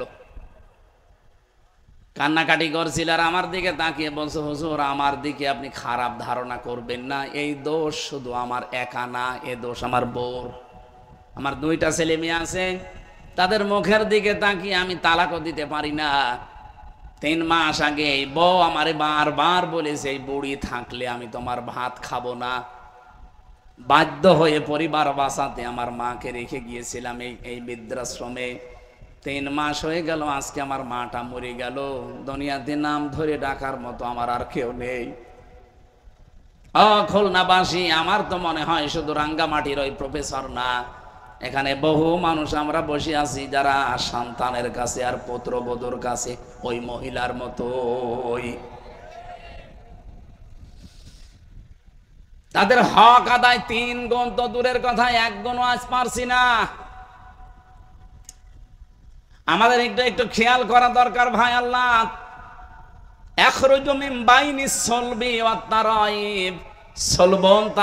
এমনিতেই দেয়নি এগুলো। যারা আজ বললেন যে দেহ আমার, সিদ্ধান্ত আমার, এটা কোরআনে কারিমের ব্যাপারে তোহমত দেওয়া। আপনি মনে হচ্ছে কোরআনের বিরুদ্ধে মামলা দিয়েছেন। আপনি কি করে বলতে পারেন যে দেহ আমার, সিদ্ধান্ত আমার? দেহ আল্লাহর সিদ্ধান্ত। বলেন বলেন। হালাতা আলাল ইনসান হাইনুম মিনাদ দাহরি লাম ইয়াকুন শাইয়াম মাযকুরা। মানুষ কি একটু চিন্তা করে না যে দুনিয়ায় আসার আগে উল্লেখ করার মতোই কিছু ছিল না? দুনিয়াতে ওর এমন সময়ও গেছে, এই পৃথিবীতে আসার আগেও যে উল্লেখ করবো যে হামজা, এরকম উল্লেখ করার মতো কিছু ছিলাম। সুতরাং এই কথাগুলো যারা দিয়েছেন সবগুলো ইসলাম বিদ্বেষী কথা, কোরআনের বিরুদ্ধে কথা। আমরা চাই এগুলো মানা দূরের কথা, ডাস্টবিনে নিক্ষেপ করা দরকার। সুতরাং এমন মানুষকে যদি আপনি সামনে ঠেলে দেন, যে মানুষ যে আল্লাহর কোরআনের বিপক্ষে অবস্থান নেবে, জেনা ব্যভিচারের রাস্তা আরো উন্মুক্ত করে দেবে, আপনি যদি এরকম মানুষকে সাপোর্ট করেন, পেছনে থাকেন, কিয়ামতে যখন উঠবেন দেখবেন জেনার গোনা লেখা আছে আমলনামায়। বলবেন, আল্লাহ আমি তো ভালো ছিলাম, জেনা করিনি কোনোদিন, আমার মনে আছে, ফেরেশতারা বানিয়ে লিখেছে। আল্লাহ তখন এই প্রশ্নের জবাবে বলবেন, আমি জানি জেনা করনি। এমন মানুষের পেছনে ছিলে, এমন মানুষকে সাপোর্ট দিয়েছিলে, রায় দিয়েছিলে, ভোট দিয়েছিলে, যে লোকটা সিআর পেয়ে জেনা জারি করে দিয়েছিল লাইসেন্স দিয়ে। এমন মানুষকে সামনে পাঠানো লাগবে যারা বাংলাদেশে জেনার অনুমতি দেবে। কথা বলেন না কেন? এটা তো ফেরেশতারা করবে নাকি? এ কথা বললেই যে আপনি রাজনীতি মনে করেন, আপনি যে ধরা খাবেন আপনি টের পাচ্ছেন। লূত নবীর স্ত্রী ধরা খেয়ে বসে আছে। বাংলাদেশে বহু মানুষ এগুলো বোঝার পরও না বোঝার ভান করে ধরা খেয়ে বসে আছে। যারা যেভাবে চলে যাচ্ছে আপনি তাকান তাদের দিকে, আমার মনে হয় কবর খুঁড়লেও আপনি শাস্তি দেখতে পাবেন। বারবার আপনাকে বাঁচানোর জন্য আমার কি দরকার ছিল এগুলো কথা বলার? আমি তো কোরবানির আয়াত পড়েছি, কোরবানির দিকে চলে যেতে পারতাম, কিন্তু আমি কোরআন হাদিস যা পড়ে বুঝতে পারছি, এ দেশে বহু মানুষ অন্যায় চরিত্রহীন খারাপ মানুষকে শুধু সাপোর্ট দিয়ে জাহান্নামে চলে যাচ্ছে, ওই লূত নবীর স্ত্রীর মতো। আল্লাহ আমাদের সবাইকে যেন অন্তত বোঝার মধ্যে সম্মতি দান করেন, বলেন আমিন। প্রথম কথায় কি বুঝলাম? এই দুনিয়াতে যদি কেউ কোরআনের পেছনে সময় এবং সম্পদ ব্যয় করে, কিয়ামতের দিন তার জবাব আল্লাহর কাছে দেওয়া লাগবে। বলেন বলেন। আপনি সে জন্মের পর থেকে কিন্তু এটা শুনছেন যে জবাব জবাব, বোঝেন এটা কি?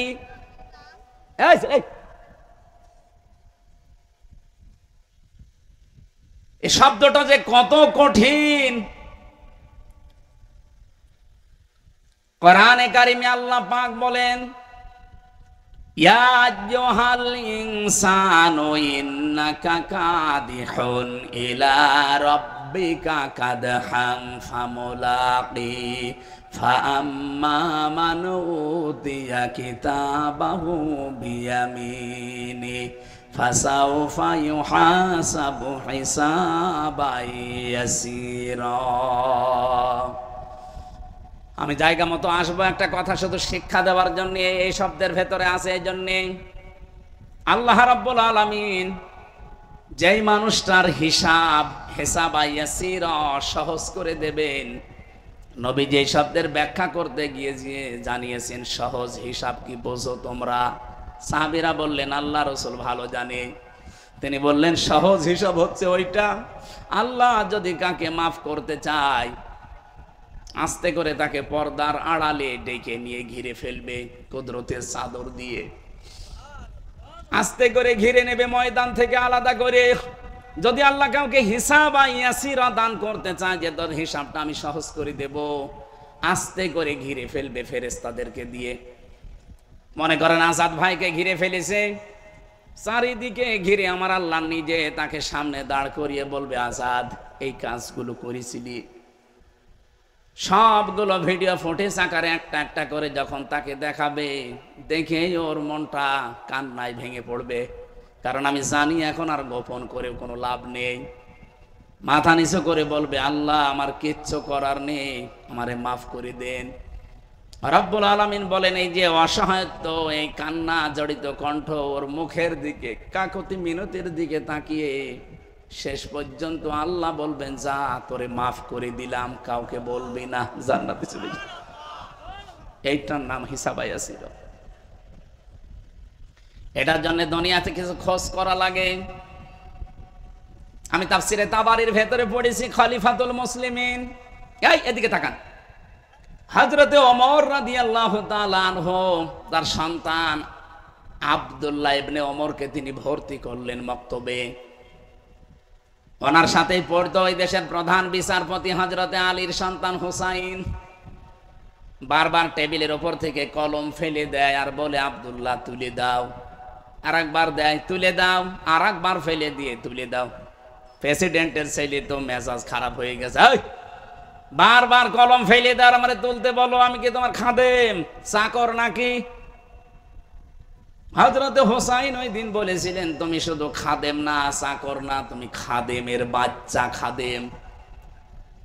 একটা মেম্বারের ছেলেকে যদি কেউ অপমানসূচক কথা বলেন, ওরই দাপট দেখে কে?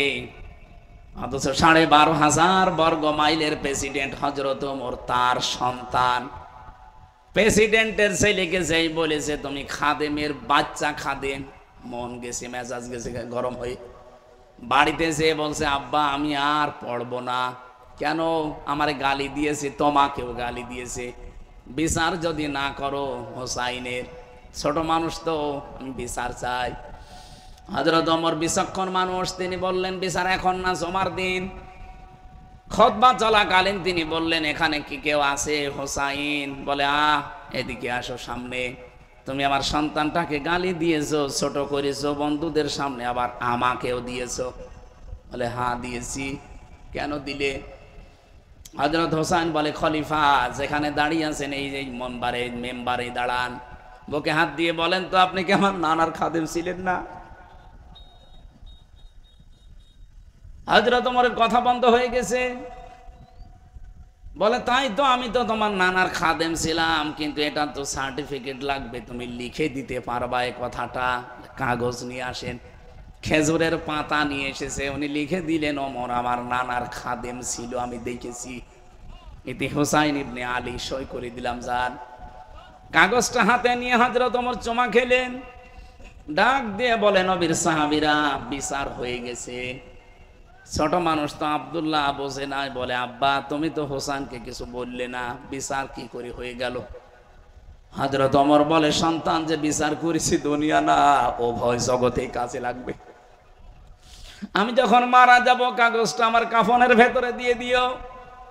কিয়ামতে আল্লাহ পাক যখন তার সামনে আমারে দাঁড় করাবে, জীবনের কিছু যদি আল্লাহর ভালো না লাগে এই কাগজটা দেখাবো, ডাক দিয়ে বলবো রব্বুল আলামিন কাগজটার দিকে একটু তাকাও, একটু দেখো তোমার নবীর নাতি লিখে দিয়েছে আমি নাকি নবীর খাদেম ছিলাম, এই ওসিলাই হলেও তুমি আজকে আমারে মাফ করে দাও।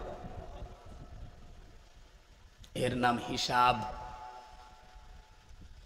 দুনিয়াতে জান্নাতের সার্টিফিকেট যারা জীবিত অবস্থায় পেয়েছিলেন তার ভেতরে হযরত ওমর 2 নম্বরে। নবীজি বলেন কেউ যদি আকাশের তারকা গণনা করে হয়তো একদিন শেষ করে ফেলবে, কিন্তু ওমর মুসলমান হওয়ার পর থেকে যত নেকির কাজে আঞ্জাম দিয়েছে, কেউ যদি ওমরের নেকি গণনা করে কোনোদিন শেষ হবে না। এই পৃথিবীতে বিশ্ব নবীর পরে যদি নবী হওয়ার যোগ্যতা কারো থাকতো, হযরত ওমর আল্লাহর নবী হয়ে যেত। সব কিছু আল্লাহ তাকে দিয়েছিলেন, এত যোগ্যতা সম্পন্ন মানুষ। কোন রাস্তা দিয়ে হেঁটে গেলে 40 দিন শয়তান ওই রাস্তায় যেতে ভয় পেত। আপনি চিন্তা করেন মর্যাদা কোথায় পৌঁছিয়েছে তার। এই মানুষটা যদি জীবনের হিসাব নিয়ে এই চিন্তায় থাকে, আমাদের কি হয়েছে আপনি পারবেন? হিসাব অত সহজ না। দুদুক না যে 2 লাখ মেরে দিলাম, এই টানটা উল্টা উল্টিয়ে দিল।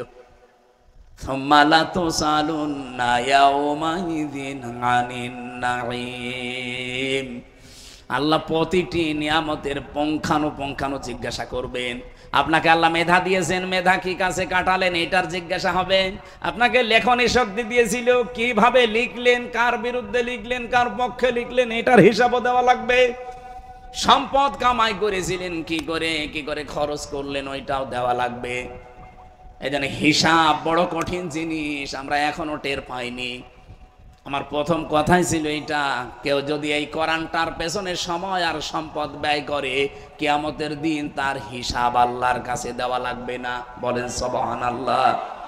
এই জন্য আজকে থেকে চেষ্টা করবেন সারাটা জীবন যেন কোরআনের পেছনে ব্যয় হয়, জবাবই যেন দেওয়া না লাগে। কি কথা বলছেন কেন? 2 নম্বরে পরিবারস্থ লোকদের জন্য যদি খরচ করেন জবাব দেওয়া লাগবে না।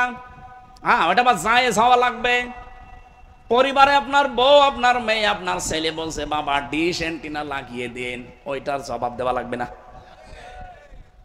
3 নম্বরে কেউ যদি জিহাদের ময়দানে টাকা পয়সা খরচ করে, সময় ব্যয় করে, তাহলে ওই সম্পদের হিসাব আল্লাহর কাছে দেওয়া লাগবে না। এই পৃথিবীতে আমার মনে হয় এখন সব চাইতে বড় জিহাদের ময়দান হচ্ছে কোরআনের ময়দান। এই কোরআনটা 54 বছর চলছে বাংলাদেশ স্বাধীন হওয়ার পরে, এখনো পর্যন্ত কায়েম হয়নি। আমি আমার বাড়িতে বলে গেলাম আমার স্ত্রীকে, আমার মেয়েকে, আমার ছেলেকে যে আমি চলে যাচ্ছি, এই কাজগুলো তোমরা করে রাখবা, আমি এসে জানো দেখি কাজ হয়ে গেছে। আমি সফর থেকে ফিরে এসে দেখি একটা কাজেও হাত দেয়নি, আমার রাগ হবে না? আসতে বলেন, হ্যাঁ কথা বলেন না কেন? কি বুঝলেন এখান থেকে? আমার মাঠের সলিমদ্দি কাজ দিয়ে গেল, পরিবারের লোক যদি কাজটা আঞ্জাম না দিয়ে ফেলে রাখে, যেমন কষ্ট হয় আমার। এই জমিনটা আল্লাহ বানিয়েছে তার কোরআনে কারিমকে বিজয় করার জন্য, প্রতিষ্ঠা করার জন্য। আনাকিমুদ্দিন এ শব্দ দিয়েছেন, অথচ আজ পর্যন্ত 54 বছরে এটা কায়েম হয়নি। আল্লাহর রাগ হচ্ছে না? আপনার বিবেকে কি বলে আল্লাহর রাগ হচ্ছে না? এরপরও আল্লাহ কিছু বলে না কেন? ওনারা কিন্তু সত্যিই বলছে, আমার যেমন রাগ হয়েছিল পরিবারে ফিরে যে যাই একটা কাজও করো নাই, ফেলে রেখেছো। আল্লাহরও রাগ হচ্ছে যে 54টা বছর তোরা স্বাধীন হলি, 92 মুসলমান তোরা এখানে বাস করিস, এরপরেও কেন এটা কায়েম হয়নি? দেশটা স্বাধীন হওয়ার পর থেকে যে মানুষগুলো স্বাধীনতা পাওয়ার জন্য চেষ্টা চালিয়েছিল, এই দেশে কিছু কোলাঙ্গার সেই জাতির শ্রেষ্ঠ সন্তানদেরকে এখন কালার করার জন্য, ডিভাইডেড করার জন্য চেষ্টায় আছে। যুদ্ধ হওয়ার পরে 71 সালের 72 সালে আপনি যান, ইতিহাস আমি আজকেও পড়লাম, অধ্যাপক গোলাম আজম রহমতুল্লাহ আলাইহি সৌদি আরবে গিয়ে ওই সময় যিনি সৌদির বাদশা ছিলেন তাকে বলেছিলেন যে আপনি বাংলাদেশকে স্বীকৃতি দেন। সৌদির বাদশা ওই সময় বলেছে না, আমি দেব না, কারণ দেশটাতে বঙ্গবন্ধু ধর্ম নিরপেক্ষ মতবাদ কায়েম করেছে, আর যেটা ভারত চায় সেইটাই চলছে, আমি এ দেশের স্বীকৃতি দেব না।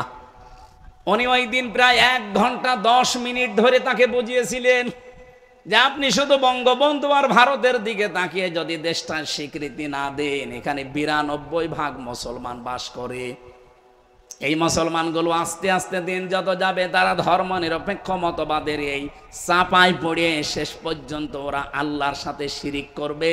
আপনি কিয়ামতে জবাব দেবেন কি?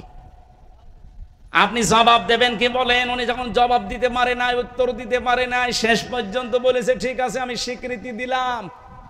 এই স্বীকৃতি আদায় করার জন্য বাংলার যে শ্রেষ্ঠ সন্তান চেষ্টা চালিয়েছে ভাষা সৈনিক, আজ তাকে কালার করার জন্য কিছু কোলাঙ্গার উঠে পড়ে লেগেছে।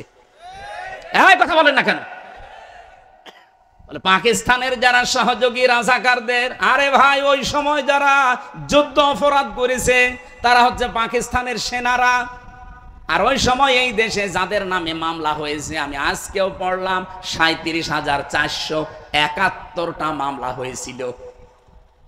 37,471টা মামলা হয়েছিল ওই সময়। আপনি পুরা মামলার একটা একটা করে সব আমি কপি করে রেখেছি। আজকে পুরাটা আজ দিনের বেলায় পড়লাম, একটা জামাতের কর্মীর নামে নেতার নামে কোনো মামলার তালিকা নেই। আপনি এরপরেও কেন মিথ্যা তহমতে 54 বছর দিয়ে যাচ্ছেন এই মাজলুম দলটার উপরে বলেন? আর একটা মীমাংসিত জিনিস আমার সামনে নিয়ে এসে কোন কারণে বাতিলদেরকে আমাদের বিরুদ্ধে, এই দেশের জনগণের বিরুদ্ধে লাগাতে চান? যারা বলে এই দেশের মানুষ পাকিস্তানপন্থী, এ কথা যারা বলবে অবশ্যই তারা ভারতপন্থী। এই কথা বলেন না কেন? আমার মনে হয় যারা ভারতপন্থী, ভারত প্রীতি দেখাবে এসেছেই হোক, উপদেষ্টা হোক আর দেশের যেই হোক, করে ন্যাংটা করে পিটানো লাগবে। নাউজুবিল্লাহ, ন্যাংটা করে পিটানোর কথা বলেছে। নাউজুবিল্লাহ, দেশ যে ডিভাইডেড করে যাচ্ছে, এই ভুয়া ধোয়া তুলেই তো 54 বছর আমাদেরকে আলাদা করে রেখেছিল। এই কথা বলেন না কেন? কোরবানির ইতিহাস শুনতে আসে, আজকে আসার সময় কানে কানে বলছে হুজুর কোরবানির কথা বলবেন। আরে ভাই কোরবানি কি বোঝেন আপনি? যার কাছ থেকে আপনি কোরবানি পেলেন তিনি আমাদের জাতির পিতা ইব্রাহিম আলাইহিস সালাম।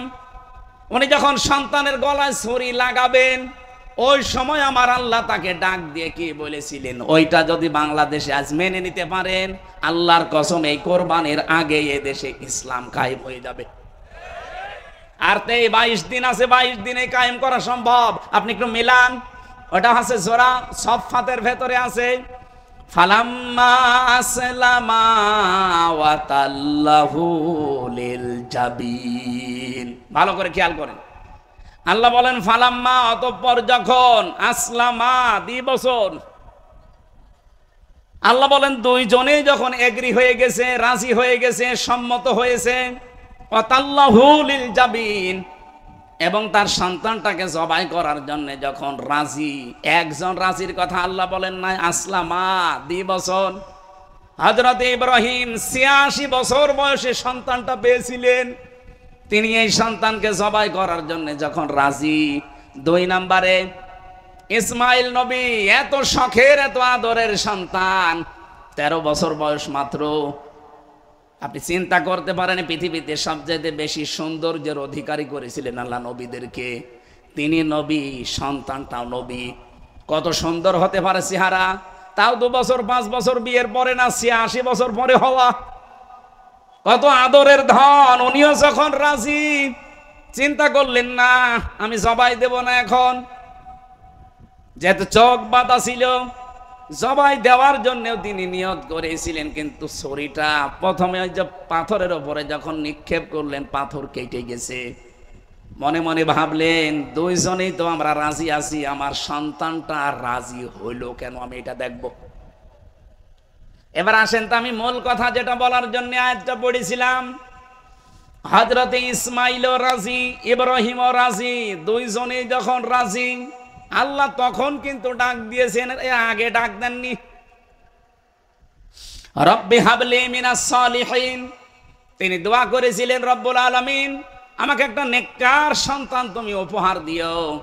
ফাবাশশারনাহু বিগুলামিন হালিম, আল্লাহ পাক বলেন হ্যাঁ আমি তোমাকে একটা হালিম সন্তানের, গোলামিন হালিম মানে ধৈর্যশীল সন্তানের সুসংবাদ তোমারে দিলাম। উনি এইটা মনে রেখেছিলেন।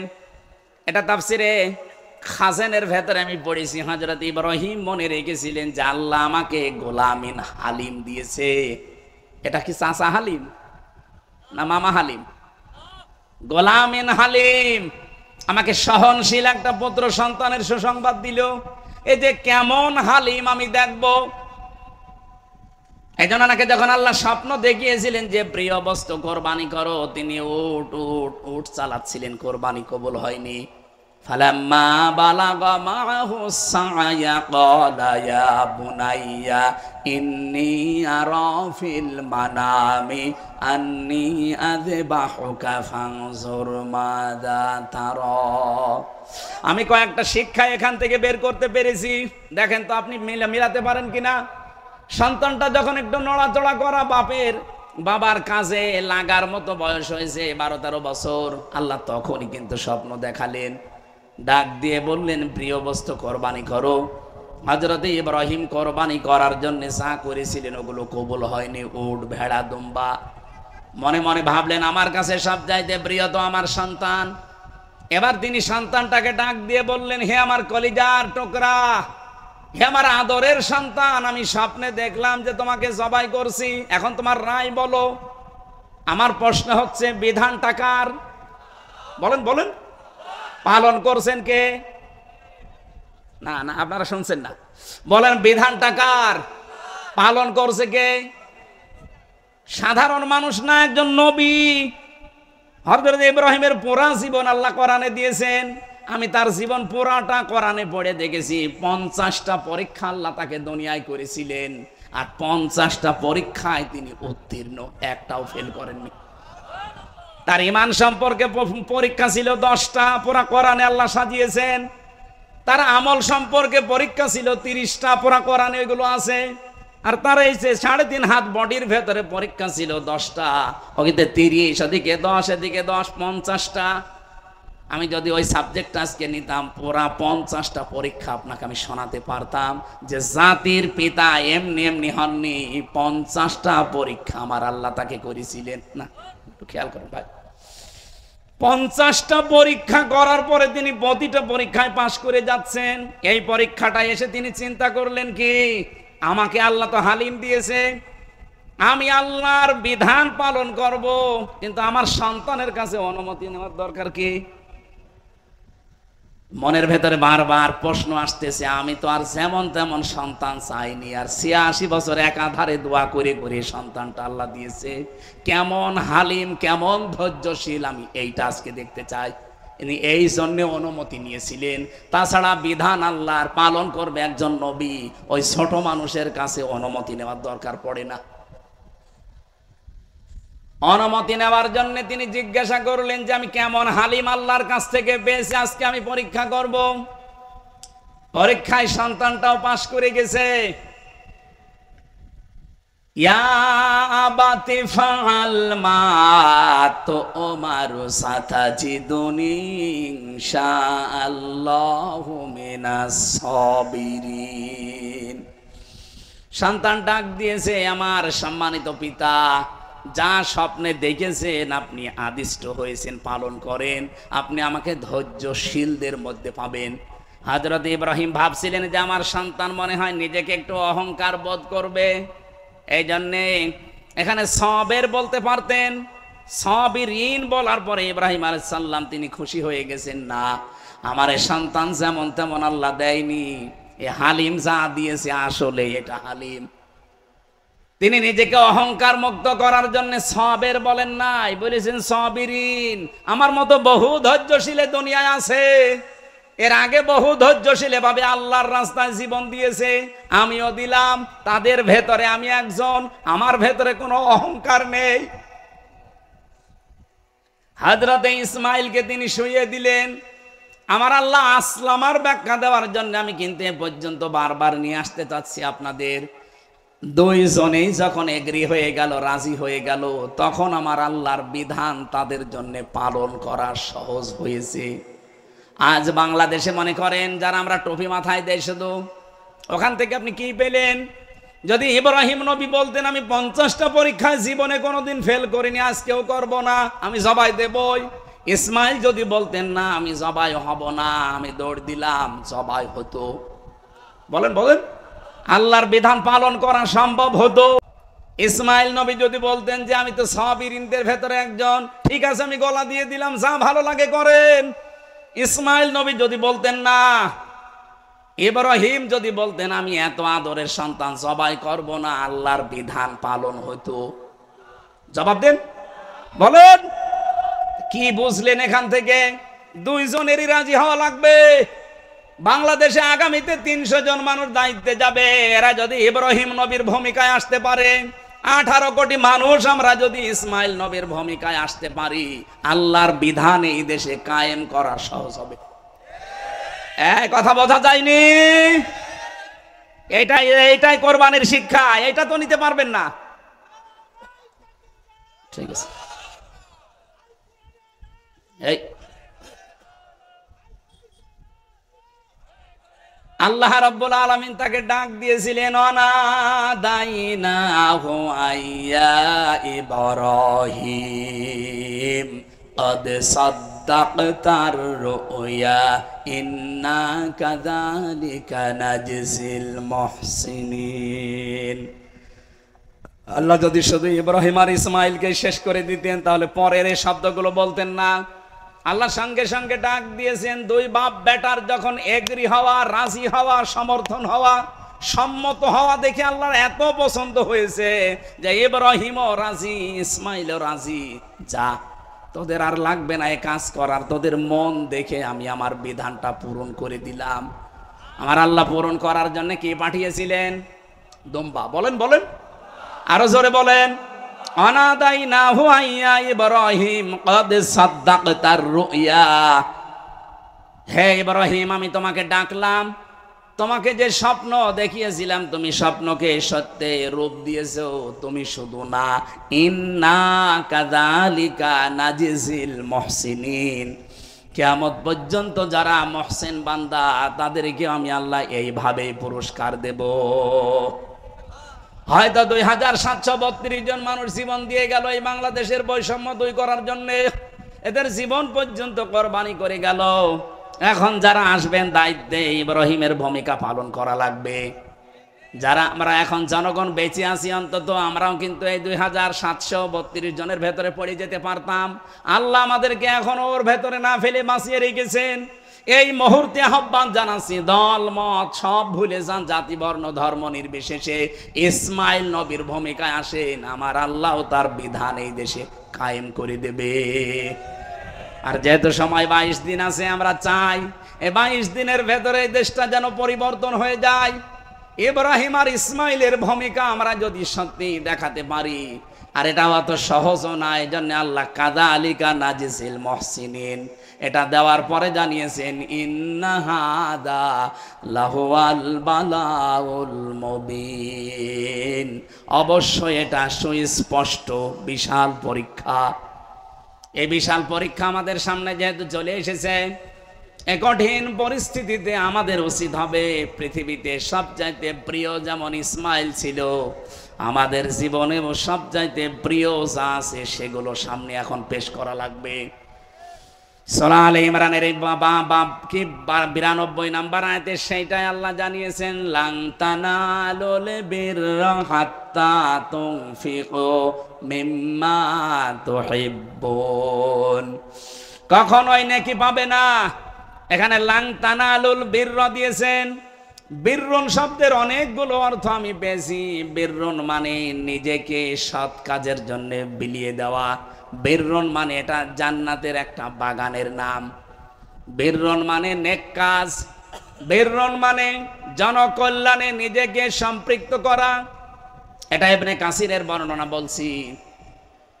আল্লাহ বলেন কখনোই নেকি পাবে না, কখনোই জান্নাত পাবে না, কখনোই জান্নাতের পরিপূর্ণ নাজ নিয়ামত তোমার ভাগ্যে জুটবে না যতক্ষণ সবচাইতে প্রিয় জিনিস তুমি আল্লাহর জন্য না দেবে। এই পৃথিবীতে এখন আমাদের কাছে বলেন তো সবচাইতে প্রিয় জিনিস কি? যে যেখানে আছেন তার কাছে সবচাইতে প্রিয় হবে তার জীবনটা। কথা বলেন না কেন? বলেন বলেন।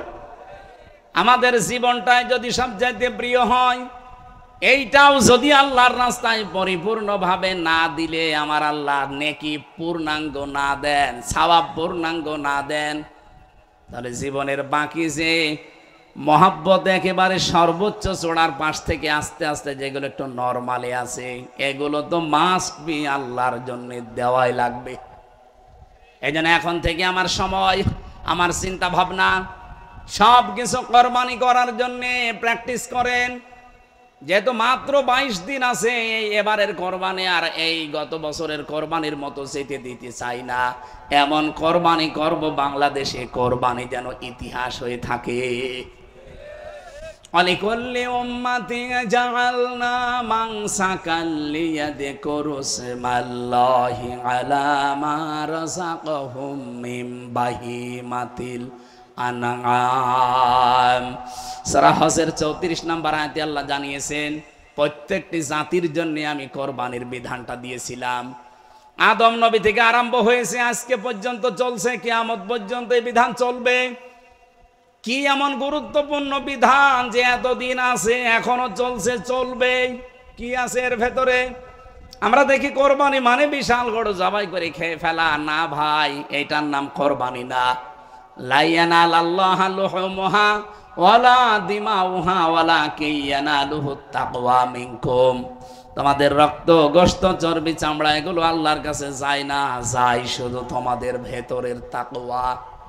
কোরবানির আসল উদ্দেশ্য কিন্তু তাকওয়া।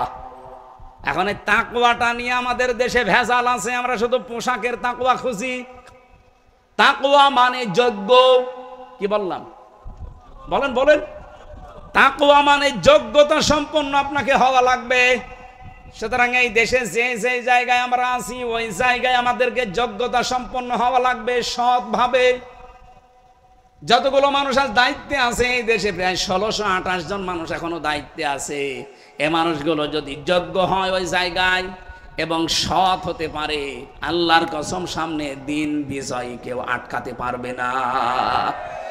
আর এই তাকওয়া দরকার এখন সামনে এই কোরবানিতে। আপনি একেবারে সেই প্রথম দিন থেকে আরম্ভ করেন কোরবানি, নাকি বাড়ি চলে যাবেন? আরেকটু শোনা যাবে না? আল্লাহ যেহেতু মেন জিনিসটা, ভালোবাসার জিনিসটা না দিলে তিনি পরিপূর্ণ সওয়াব দেবেন না, আর কল্যাণও আপনাকে দান করবেন না। আয়াতের শানে নজুলের ভেতরে হযরতে তালহা রাদিয়াল্লাহু তাআলা আনহুর জীবন থেকে কিছু কথা তাফসীর ইবনে কাসিরে এসেছে, হযরতে ওমরের জীবন থেকে কিছু কথা এসেছে, হযরতে ওসমানের জীবন থেকে কিছু কথা এসেছে। তাফসীরে ইবনে কাসিরে আপনি শানে নজুলটা পড়বেন। আমার ওইটা উদ্দেশ্য না, আমার উদ্দেশ্যটা এই তাকওয়াটা বাস্তবে নিয়ে আসা। আমরা কি মনে করি আর আল্লাহ কি বোঝাতে চেয়েছেন, একেবারে প্রথম দিন থেকে আপনি একটু ধরেন। সূরা মায়দার 27 নম্বর আয়াতে তথ্যটা পাবেন। আতলু আলাইহিম নাবা বানাই আদামা বিল হক। হে নবী, আপনি তেলাওয়াত করে করে আদম নবীর 2 সন্তানের কাহিনী আপনার ছেলেদের, মেয়েদের, আপনার উম্মতদেরকে শোনান। আপনার উম্মত বলে যারা দাবি করে তাদেরকে যথাযথভাবে হক আদায় করে এই কাহিনীটা শোনান। কি আছে এই কাহিনীর ভেতরে? আমরা তো সে জন্মের পরে শুনি হাবিল কাবিলের কাহিনী, যে তারা কোরবানি করেছিল চাটিয়াল ময়দানে। তাদের নিয়ম ছিল চাটিয়াল ময়দানে পশু জবাই করে রেখে আসতো। যারটা হালাল, যার টাকা হালাল, জীবন পবিত্র, আকাশ থেকে আগুনের ঝলক এসে ওটা পুড়িয়ে ফেলতো। আর যার হারাম টাকা তার তা পড়তো না।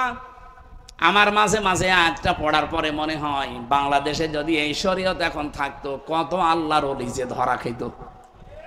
এক কথা বলছে না কেন? 2.5 লাখ টাকা দিয়ে কোরবানি কেনা না, ধরা খেয়ে বসে থাকতো। কারণ এরকম ময়দানে রেখে যেতেন, আগুনের ঝলক আসতো, পুড়িয়ে ফেলতো ওইটা। যার টাকা হালাল, যার জীবন পবিত্র, তখন সব ধরা পড়ে যেত না? বলেন। এদে করবা কোরবানা, যখন তারা পেশ করেছে কোরবানি, ফাতাকাব্বালা মিন আহাদিহিমা ওয়া লাম ইয়াতাকাব্বাল মিনাল আখার। একজনেরটা কবুল হয়ে গেছে, হাবিলেরটা আর কাবিলেরটা হয়নি। ক্বালা লা আকতুলান্নাকা, কবুল যারটা হয়নি সঙ্গে সঙ্গে সে ফোন দিয়ে এটেছে। আর ফন্দির কাজ কি? লা আকতুলান্নাকা বলে গ্যারান্টি দিয়ে বলছে আমি তোমাকে হত্যা করব। আমার মনে হয় আয়াতটা বাংলাদেশের সাথে এখন খাপের খাপ মিলে যাচ্ছে। আপনি দেখেন আগস্টের 5 তারিখের পর থেকে এই 54 বছরে তো ইসলামপন্থীদেরকে দেশে কাজ করতে দেওয়া হয়নি। আগস্টের 5 তারিখে একটু পরিবেশ পেয়ে আমরা যারা আজ নিজেদের চরিত্র, নিজেদের অ্যাক্টিভিটিস, নিজেদের কাজকর্ম জানান দিতে পারি, মানুষের সাথে মিশতে পারি, সময় দিতে পারি, কাজে লাগাতে পারি, এই 9 মাস 5 দিনের ব্যবধানে যে অবস্থা দাঁড়িয়েছে এই দেশে, আপনি একটু খেয়াল করে দেখেন। এই দেশে এখন কমপক্ষে শুধু এই বাংলাদেশের সরকারি জরিপ 8,75,8,75,00,000 মানুষ এখন মনে প্রাণে চাচ্ছে এদেশে ইসলাম কায়েম হোক।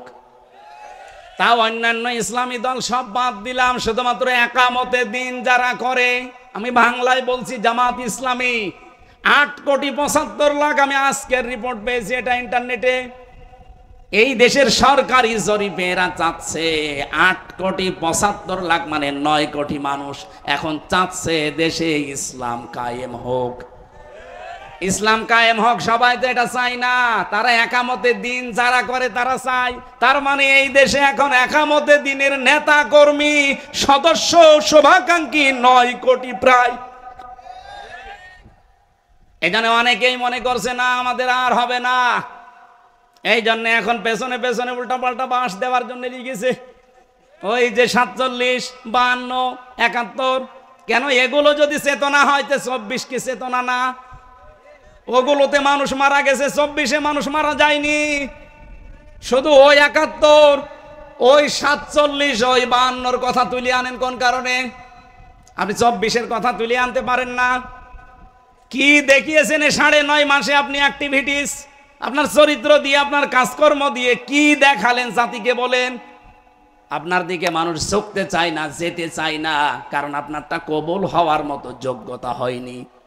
ওই দিন হাবিল বলেছিল কলা ইন্নামা, এখানে যারা গ্রামার বসে জিজ্ঞাসা করেন ইন্নার পরে যদি মা যুক্ত হয় তাহলে বাংলা অর্থ দাঁড়ায় কেবলমাত্র, শুধুমাত্র, একমাত্র, মূলত, হবেই হবে, এইটাই, এরকম 27টা 29টা অর্থ আছে।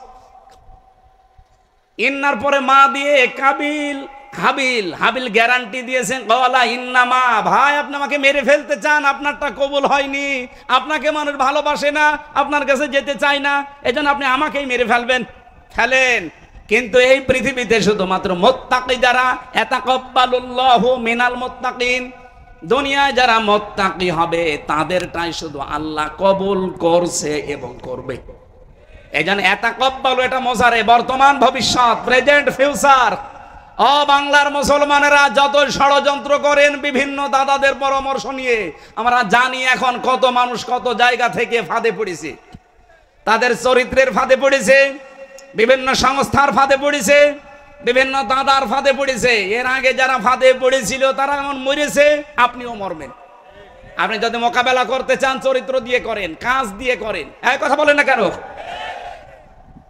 যাদের নামে উল্টা পাল্টা দোষ দেন, আরে ভাই আমি কোরআন সামনে নিয়ে বলছি, একটা দোষ দেখান তো যে তারা বিড়ি খায়, তারা সিগারেট খায়, তারা জেনা করে, তারা মদ খায়, তারা মানুষের কাছে চাঁদাবাজি করে, টাকা পয়সা মেরে খেয়েছে, বোনের সম্পদ দেয়নি। একটা দেখাতে পারলে আমি আজকে থেকে কথা বলা বন্ধ করে দেবো, দেখান। আর যারা ওই কথা বলে তাদের চরিত্রের দিকে আপনি তাকান, কুকুরও তো নিচে নামে না। হাবিল এমনি বলে না যে ভাই আপনি আমাকে মেরে ফেলতে পারেন, কিন্তু আল্লাহ কবুল করে থাকে শুধু মুত্তাকিদের ইবাদত, বন্দেগী, কাজ কারবার, অ্যাক্টিভিটিস। এখন মুত্তাকি কি? ওই যে বাংলা বললাম যে যোগ্যতা অর্জন করা লাগবে। ফাত্তাবিউস সিরাতাল আযম, মুসলিম শরীফের হাদিস। নবীজি বলেন তুমি যখন দেখবে যেই দলের দ্বারা তাড়াতাড়ি ইসলাম কায়েম করা সম্ভব, তোমরা চোখ কান বুঝে ওই দলকে সাপোর্ট করবা, পেছনে থাকবা। এই হাদিস এখন আমি বানালাম। বলেন ফাত্তাবিউস সিরাতাল আযম, অনুসরণ করো তাদেরকে, তাদের পেছনে থাকো যাদের দ্বারা সম্ভাব্য দ্রুত ইসলাম কায়েম হওয়া সম্ভব। বাংলাদেশে 73টার উপরে দল আছে। আপনি নিজের মন থেকে বলেন এই দেশে দ্রুত একেবারে মসজিদ থেকে সংসদ পর্যন্ত সেক্টরে সেক্টরে চালাতে পারে এই দেশের কোন দল, আপনি সেটাকে সাপোর্ট করবেন। যোগ্যতা সম্পন্ন হওয়া লাগবে মসজিদ থেকে একেবারে সংসদ পর্যন্ত, প্রত্যেকটি সেক্টরে যারা আছে এরকম সৎ থেকে জীবনযাপন করছে এই 54 বছরে এবং সামনেও করতে পারবে। আদেশ দিয়ে গেলাম এবং অনুরোধ করে গেলাম আপনি এই কোরবানিটা এবার করেন, নাই তো কাবিলের মতো আপনি যতই হাব ভাব দেখান না কেন, মেরে ফেলতে পারবেন কিন্তু কবুল হবে না। হাবিল ওই দিন বলেছিল লাইম বাসাত্তা ইলাইয়া এদাকা লি তাকতুলানি মা নাবি বাসিতি ইয়াদিয়া ইলাইকা আকতুলাক লি আকতুলাক ইন্নী আখাফুল্লাহ রাব্বাল আলামিন। আপনি যদি হাত প্রসারিত করেন, আজ কত মানুষ বিভিন্ন জায়গা থেকে হাত প্রসারিত করতে আসে ইসলামের দিকে। ও বাংলার মুসলমানেরা, খুব চিন্তা ভাবনা করে বলছি, অনেক কিছু ভেবে চিনতে বলছি, আপনি কিন্তু আবার মার খাবেন। 15.5 বছর না, এবার 32 বছর মার খাওয়া লাগবে। এই জন্য সব বাদ দিয়ে দেন। কার আকীদা ভালো কার আকীদা খারাপ ওগুলো বাদ দেন। অন্তত মুসলিম যারা এক হয়ে যান। কথা বলছে না কেন? এই দেশের নাগরিক আমরা যারা বৈধ, তারা এক হয়ে যান। নয়তো যা আরম্ভ করেছে বিশ্ব, আপনি কি মনে করছেন শুধু আমাদের প্রতিবেশীরাই হারামি? না, আরো হারামি আছে। সব হারামি এখন এক হয়ে যাচ্ছে। আমাদের উচিত হবে এই মুহূর্তে এই দেশের যারা বৈধ নাগরিক সব, আমার মনে হয় এক হয়ে যাওয়া দরকার। তাহলে 54 বছরে ওটা যেটা করতে পারেনি, সামনে কিন্তু করে ফেলবে। আমরা এখন সাবধান হব, যে যা করছে মুখ বন্ধ রাখবো। লাইম বাসাত্তা ইলাইয়া এদাকা লি আকতুলাক। যদি আপনি হাত প্রসারিত করেন আমাকে মেরে ফেলার জন্যে, কত কিছু প্রসারিত করছেন, করেন, আমরা চুপ করে আছি। আমরা চাই আগামীতে এই কোরআনকে তার জায়গা মতো পৌঁছিয়ে দিয়ে একবারে মুখ খুলবো। একবারে মুখ খোলা যাবে না। ইন্নী আখাফুল্লাহ রাব্বাল আলামিন। অবশ্যই আমি ভয় করি কাকে? ভয় মানেই তো আমরা বুঝি না তাকওয়া মানে। এই একটা ব্যাখ্যা বললাম, তাকওয়ার যোগ্য।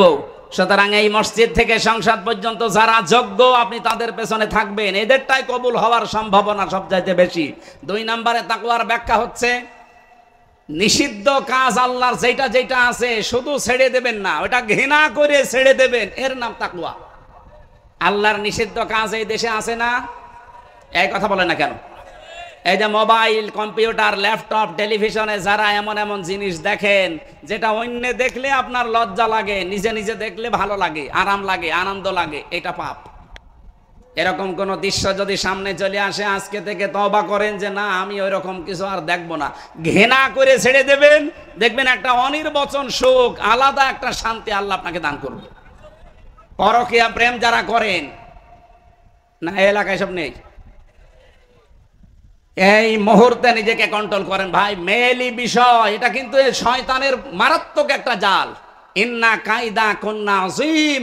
আল্লাহ মেয়েদের চক্রান্তকে বলেছে এটা ভয়ঙ্কর, আর শয়তানের চক্রান্তকে বলেছে ইন্না কায়দা শাইতানি কানা দাঈফা। দুর্বল না দাঈফ, একেবারেই দুর্বল শয়তানের চক্রান্ত।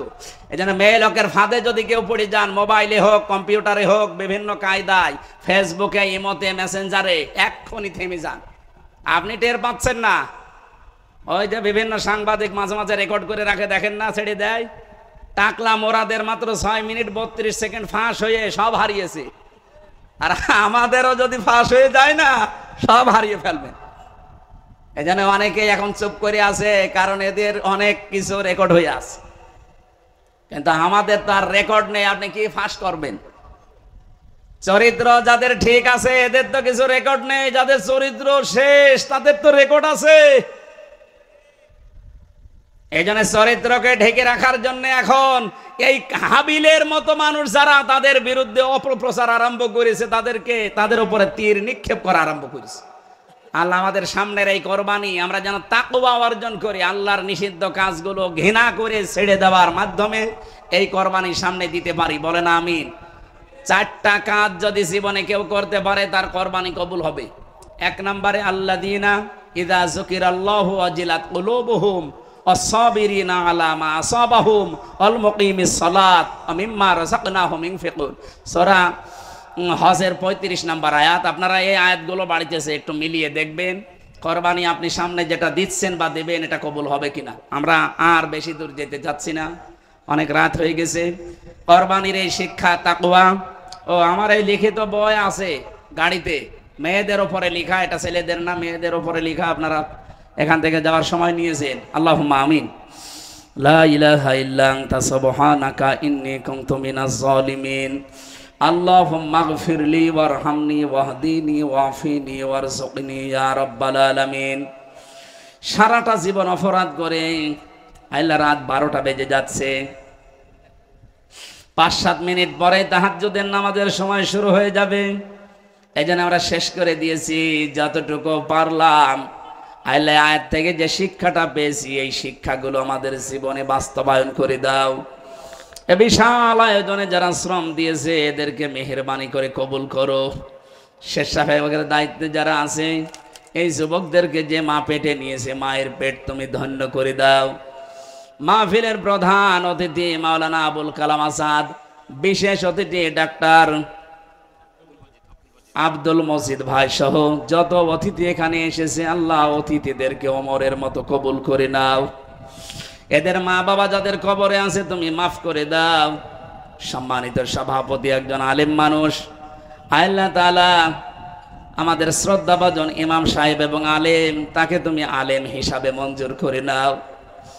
কোরআনের আজকের আয়াতের মূল শিক্ষাই ছিল ফালাম্মা আসলামা ওয়া তাল্লাহু লিল জাবিন। ইব্রাহিম ইসমাইল যখন দুইজনে এগ্রি হয়ে গেছে তোমার বিধান পালন করা সহজ হয়েছে। বাংলার যারা দায়িত্বশীল এদেরকে তুমি ইব্রাহিমের ভূমিকা দান করো। আমরা যারা জনগণ আছি 18 কোটি মানুষকে তুমি ইসমাইলের ভূমিকা পালন করার তৌফিক দাও। আগামীর এই কোরবানিটা যেন বাংলাদেশে ইসলাম কায়েমের মাধ্যম হয়ে যায় আল্লাহ।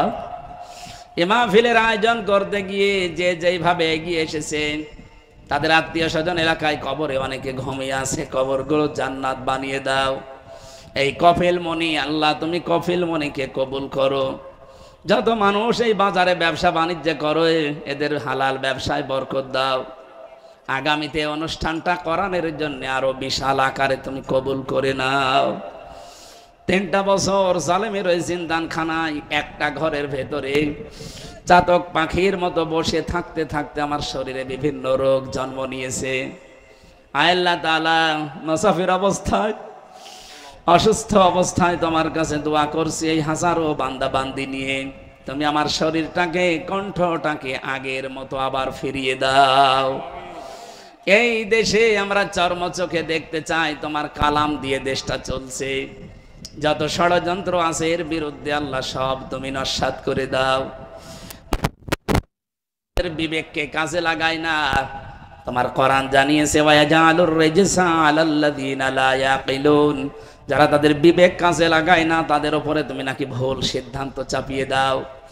যে মানুষগুলো দায়িত্বে থেকে ও দায়িত্বহীনতার পরিচয় দেয়, উদাসীন, তাদের নিজেদের শপথ ভঙ্গ করে, আল্লাহ এদের যদি হেদায়েত থাকে দান করো, যদি হেদায়েত না থাকে দুর্বিসন্ধি ষড়যন্ত্র এগুলো যদি তাদের ভেতরে থাকে জাতির সামনে ন্যাংটা করে দাও। সম্মানিত মা বোনদেরকে খাদিজাতুল কুবরার মতো বানাও, হযরতে হাজেরার মতো মা হওয়ার তৌফিক দাও। বারাকাল্লাহু লানা ওয়া লাকুম ফিল কোরআনিল আযীম। যখন এই মরণ আসবে জীবনের শেষ কথা যেন বলতে পারি লা ইলাহা ইল্লাল্লাহু মুহাম্মাদুর রাসূলুল্লাহ।